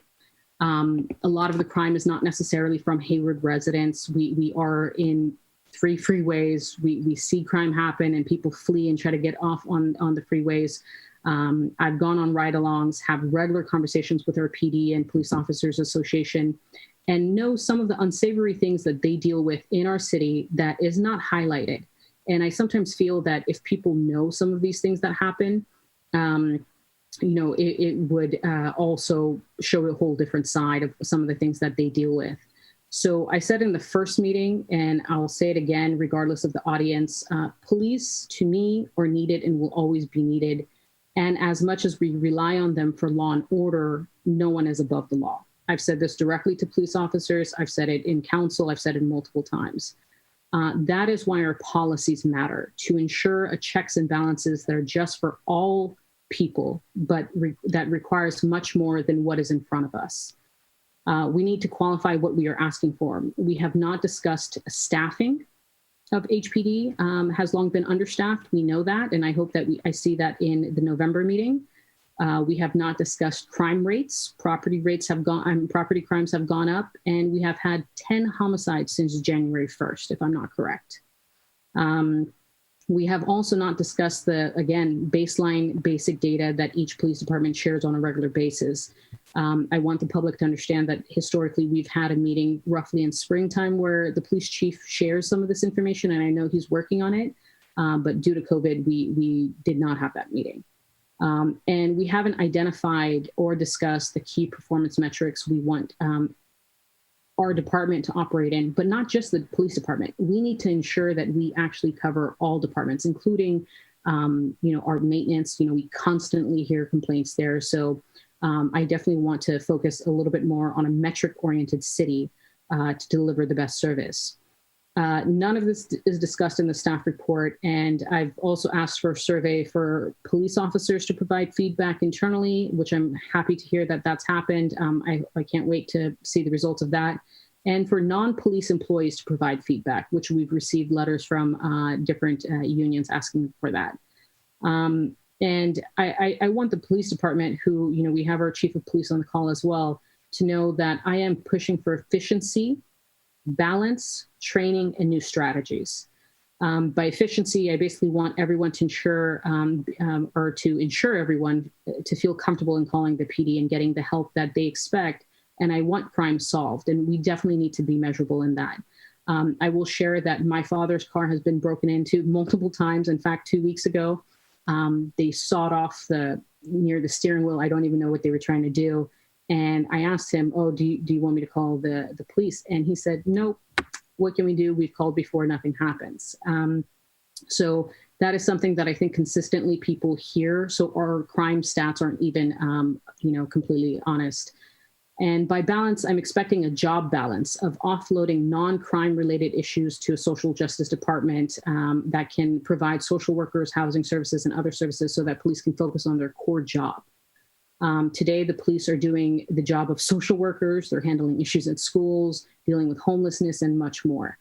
I do believe in training. Mental health and de-escalation training has been a focus for me. I asked in my very first month of city council, and I'm waiting to hear back on this. So I do hope that the police presentation in November covers this. Again, 311 will require training for our officers, our residents, and more. And the new strategies that I'd like to focus on is I want police to look into new ways of enforcing the laws. As we know, state laws have been outdated and largely targeted our communities of color. I know to our city manager, I've spoken about how can we enforce the law through other means to really think of transformative justice. One of the things, a lot of the callers that have called in, as well as, just in general, the folks that definitely want some change, I've asked the question, how do you feel about enforcement? I've asked this wide. And, some people give me a politically correct answer, and other people point blank tell me that when they call the police, they expect some type of action to support them. That is dealing with, car break-ins, things like that, domestic violence, you name it. So people still expect that from our police department, and that is their core function. Now, how do we do it without vilifying and demonizing and attacking communities of color based on outdated policies? That is something that we also have to review if we are truly going to tackle this. That means that, for example, if we want to cite people, but it does not show up on their record, it's a financial citation, if you will. Community services. One of the things I think that we need is definitely have community members do community service and clean our city. If they are cited for doing something wrong, that's smaller, we can say 20 hours of community service. Go clean this area of Hayward. Paint. I know Councilmember Zermano often paints some of the graffiti and things like that. I think that we can have a lot of this done within our community as well.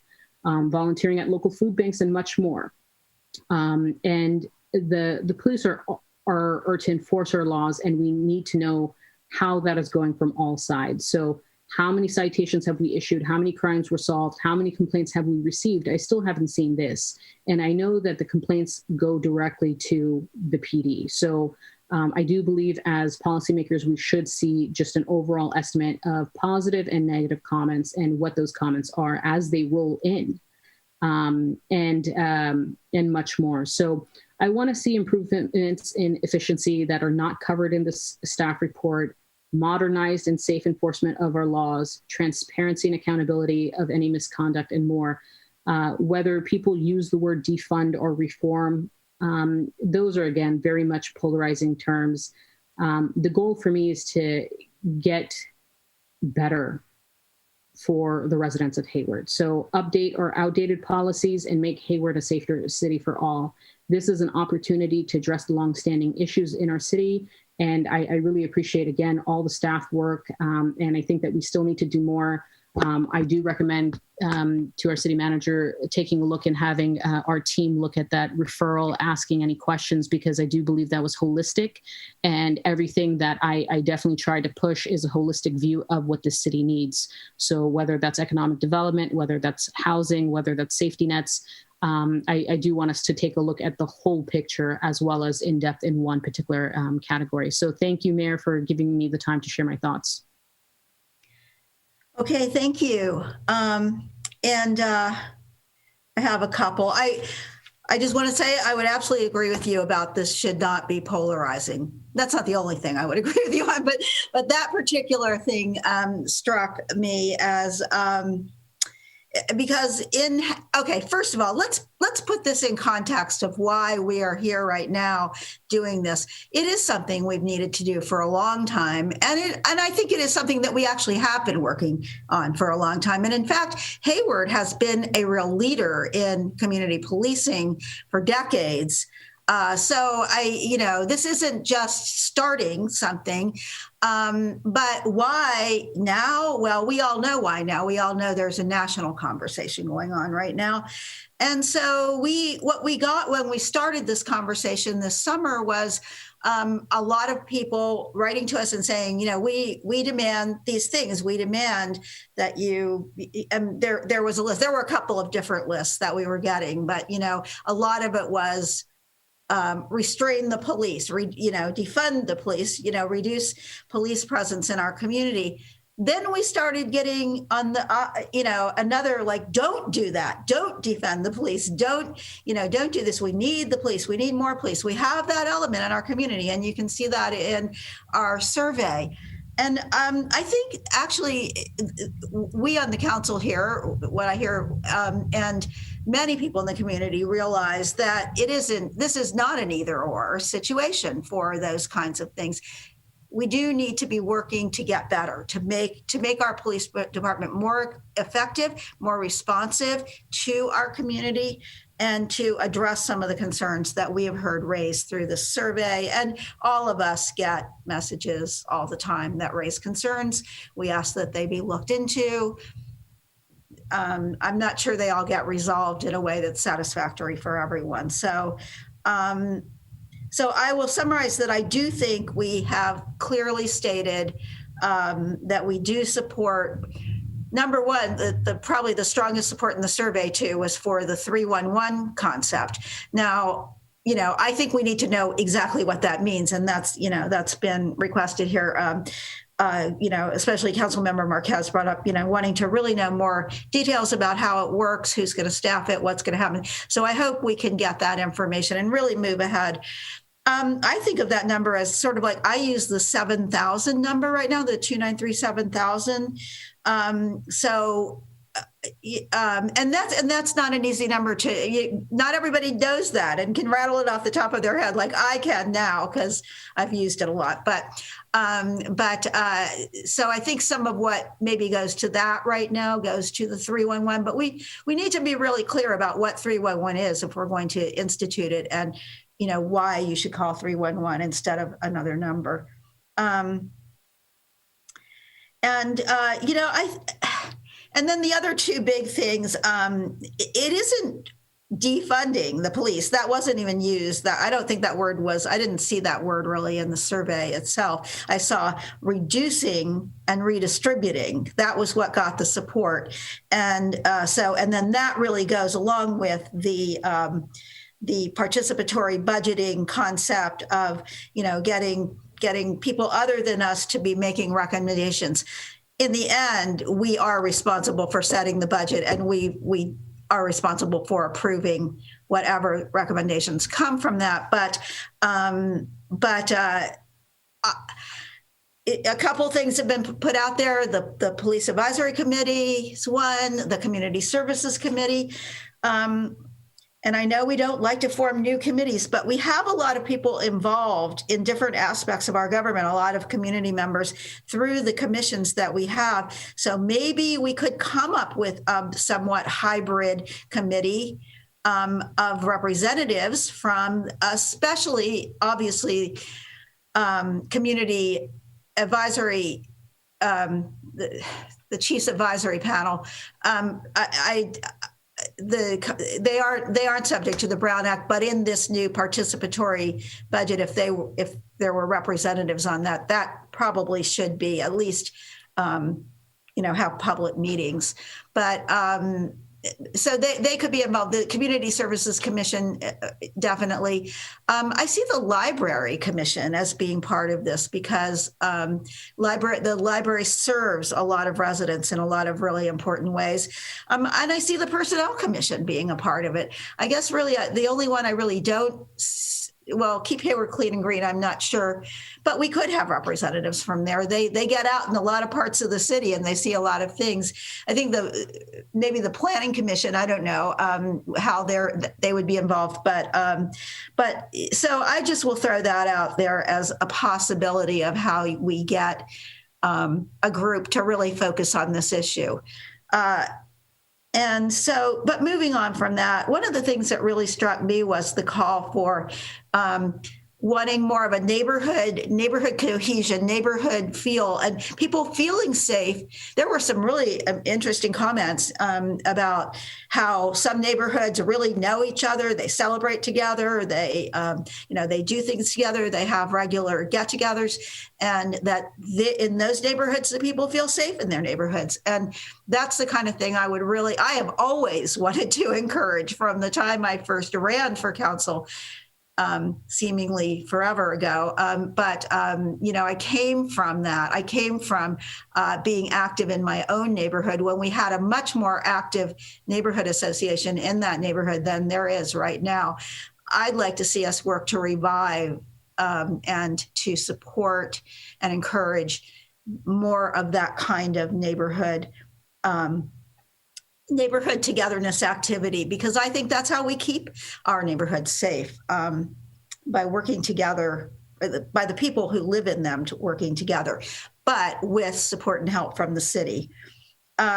Data has come up. Absolutely. We have not for a long time seen data from the police department, and we need to, that needs to change. We used to get much more regular data, and there might be various reasons, but that needs to change. Because we don't know what we're dealing with if we don't have that, if we don't know what the real statistics are. Let's see. I can't say enough times, and I do this often in the regional bodies that I participate in, that we need to handle mental health services better in this county. We are not doing a good job, and that's not Hayward. That is the county.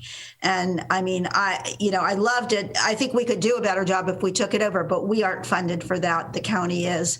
The County Board of Supervisors recently fired the entire board of the Alameda Health Services Agency, which oversees mental health along with other health services in our county. So I'm not sure what's happening there, but we really need to get our county supervisor involved in this discussion, and we need better facilities for mental health to help people get through mental health crises. I also was not happy about some of the comments about the complaint system, and that struck home too, because I know we all get a lot of those complaints, and we try to refer them, and they seem to sometimes fall into some black hole somewhere and not get. I don't know what happens sometimes to some of them, and maybe So that's something I really would like to look at, how we can do, and it probably does need to go outside the department and be handled more independently. And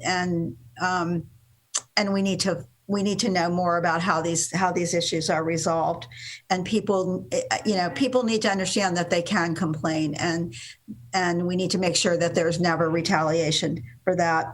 But I think the thing most,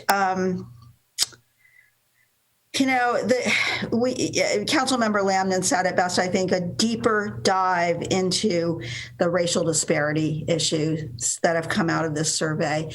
And I think we've all been grappling with that, especially this summer, but long before too. And I don't know how we find the answers to that. I think to some extent, we need to demand from every member of our staff that every interaction they have with anybody in the community is done with respect, in a respectful manner.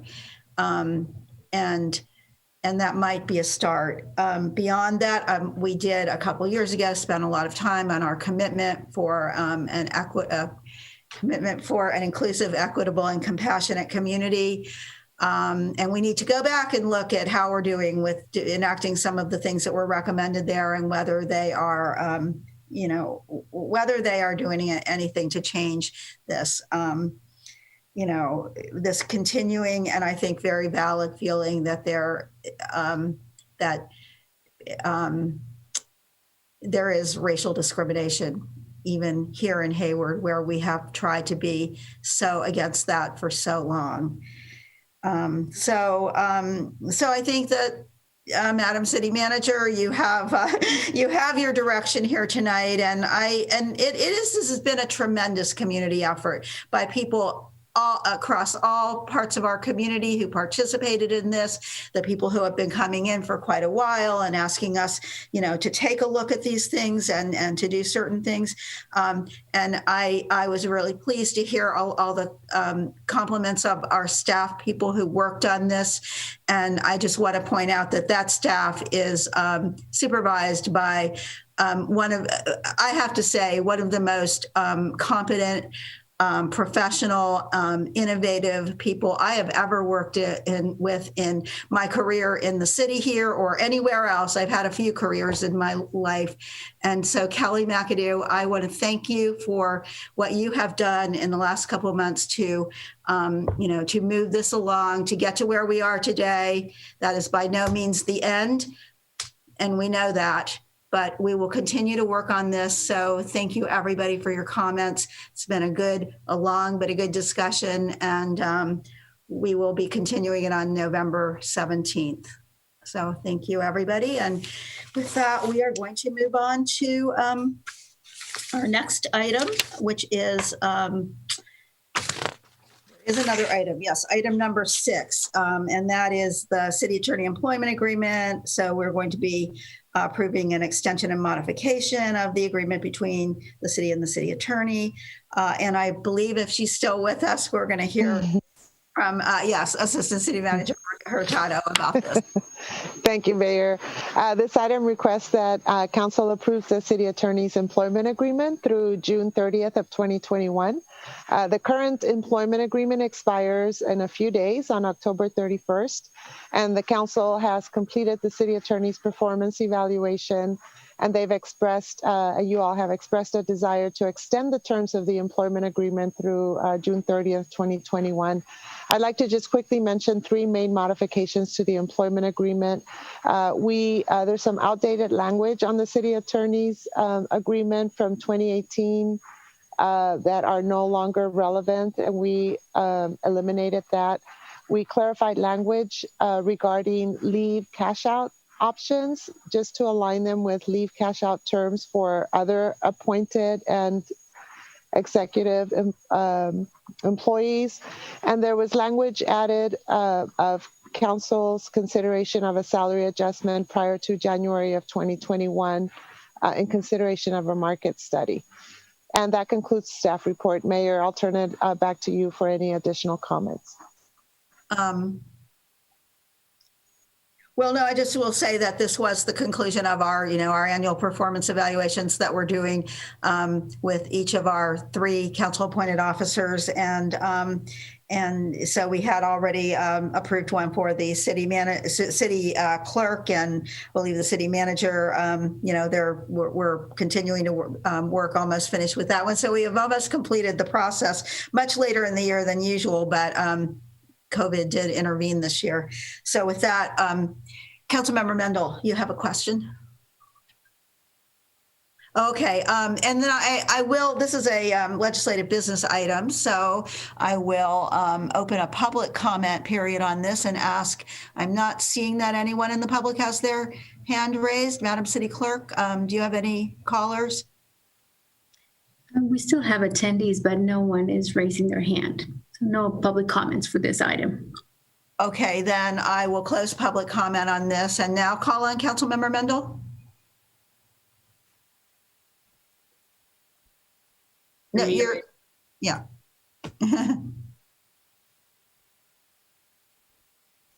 Can't hear you. Yeah, you don't look muted, but you're not hearing you. Yeah. Sorry, how's this? Yes, perfect. We can hear you now. Sorry, too much technology. So I just say we have a fantastic city attorney. I'm really glad that after some COVID-related delays, we were able to wrap this up and get his contract extended, and I look forward to having him around for a very long time, continuing to serve the city of Hayward. So I'll move the item. Second. Okay, motion by Councilmember Mendel, and I didn't catch the second. Marquez. Councilmember Marquez. Okay. Councilmember Marquez, did you want to speak to the item? Yeah. Yes, I'm happy to second the item and also echo my sincere appreciation to our city attorney and his team. He operates basically like a law firm, except his interest is to serve our community. So I want to thank him for his ethical professionalism and his diverse and very, very talented team. So thank you so much, and look forward to working with you for several more years. Thank you. Yes, I'll echo those comments too. We're very fortunate in the leadership we have on our staff, and it's there in the city attorney's office as well as in the city manager's office and the city clerk's office. I don't want to forget you. We're very happy with all 3 of our employees right now, and that we as a council supervise, and they have a tremendous staff under them too. So with that, if there's no other comments, Madam City Clerk, will you call the roll on this motion that was made by Councilmember Mendel and seconded by Councilmember Marquez? Yes, Madam Mayor, thank you. Councilmember Lamnin. Aye. Councilmember Marquez. Aye. Yes, thank you. Councilmember Mendel? Yes. Thank you. Councilmember Salinas? Yes. Councilmember Wahab? Yes. Councilmember Cermeño? Aye. Mayor Halliday? Yes. Thank you. Passes with 7 aye votes. All right, Madam City Manager, do you have any comments this evening? I do not have comments this evening. Thank you, Mayor. All right. Council members, comments? I guess we're commented out. I did have one comment. I just wanted to, was it yesterday? Yesterday, I think, or yeah, it might have been yesterday. All the winds came Sunday night, right? Was that what it is? Okay. So yesterday morning, I was driving, left the house for a little bit, and I saw city maintenance, streets and maintenance. They were out there in full force, and so I did I did hook the ear of one of the guys. I said, "Man, you guys are doing a great job out there." So, Madam City Manager, can you please tell them again and thank you for their work. These guys are out there, rain, shine, wind, out there picking everything up. So great job, and thank you. All right, thank you. Yeah, I'm glad we didn't get it as badly as they were saying, the wind, but Councilmember Wahab. Thank you, Mayor. I just want to state one thing for our city manager. Obviously, I could have told you this in our side conversations, but I do want to highlight that there have been many, many studies that have shown that preventative measures have actually had a higher return on investment than let's say, reactionary measures. So for example, childhood poverty, for every dollar invested, there's a $7 return into the community, which is pretty impressive. That applies across the board on a lot of the things that we do, and hence, the effort to kind of focus on those things.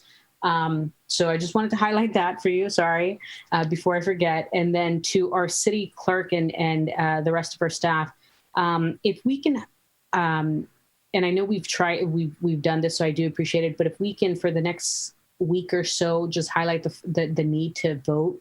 I think that as much as we can in our social media, whether it's those boxes for the ballots or just polling areas, things like that. This is a very troubling time for so many reasons. One, COVID has kind of thrown everything kind of not the natural course of things. But then also we see largely in our government how important it is to vote with some of the things that have been happening in our federal elections. So if we can highlight that for folks, I think that would be appreciative towards a lot of people that have been emailing and calling and asking, where do I do this? So I'd appreciate that. Thank you. Yes, absolutely. I would second that. And I think the city clerk has done a lot already to get that message out there. But whatever we can do, all of us to do that is a good idea. Was that it for you? Okay. Councilmember Cermeño? Let's see. I called in a tree that was almost dead on the middle of the road, and 2 hours later, our city staff had picked it up. So I'm very pleased with our city staff. So thank you very much, Kelly. Make sure that you let them give them thank you. All right. It wasn't done because I'm the tall guy or anything. I think they just do their job. Somebody said, well, okay, Francisco, it's just because you're city councilman. No, there are some issues that take a little while longer. So it's not my good looks or my tan or my height that gets them, gets them to act once in a while. So we have an excellent staff. Thank you. Yes, thank you. I think it's because you're tall. But anyway, I don't see any other council comments tonight. So, and I will certainly echo the, we will be next meeting on November 10th, I believe, but an election, a very important election will have occurred, not just an important election for the city of Hayward, but for our entire nation. And everybody needs to vote, and it is easy. the city clerk can, her office is there to help if you have any problems, and she has information. It is available on our website about where the polling places are. It is different this year, but we are seeing a lot of people casting their ballots early. There's a box right outside of City Hall, as well as others throughout the city that are clearly marked as voting, as boxes to put your ballots in. We all got mail ballots this year.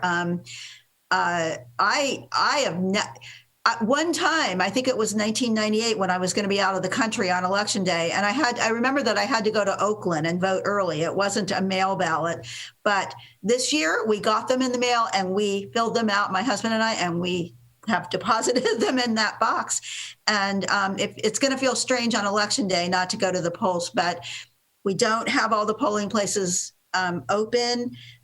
There may be lines, there may be confusion. And so if you've got that ballot that was sent to you by the governor and you want to vote, my recommendation is fill it out as soon as possible and get it in. Also COVID, because if they are voting in person and if we have a larger community, just to make sure that, safety precautions are taken. Yeah, I know that is, and there will be, but and be safe when you vote. And I think that people can go and vote if they take those precautions, if they don't get their ballot in and they want to vote on election day. But yeah, you're right. That's, we all need to keep that in mind. And bring your own pen. Don't touch anything. Yeah. Or definitely some hand sanitizer and wipes, but like we all carry around all the time these days. All right. Well, thank you, everyone. And, tonight we are going to adjourn in memory of a longtime volunteer for our Hayward Animal Shelter. His name is Glenn Peterson, and he passed away unexpectedly on September 20th. And he's been a regular volunteer with the animal shelter since May 2016. And I'm just going to read you a little bit of what they sent me. Glenn was nominated to receive the Volunteer of the Year at this year's annual Volunteer Recognition and Awards Dinner that, of course, was supposed to be held on October 6th, but was canceled due to COVID. So a little of what they said when they submitted the nomination was, Glenn joined our team in early 2016 and quickly became a staple at the shelter. He is extremely dedicated, coming in 3 days a week, sometimes more, to clean and socialize the rabbits and cats. Glenn is incredibly compassionate and observant of the shelter animals he cares for. He's usually the first to catch medical changes in the health of our bunnies, such as when they have not eaten and seem unusually lethargic.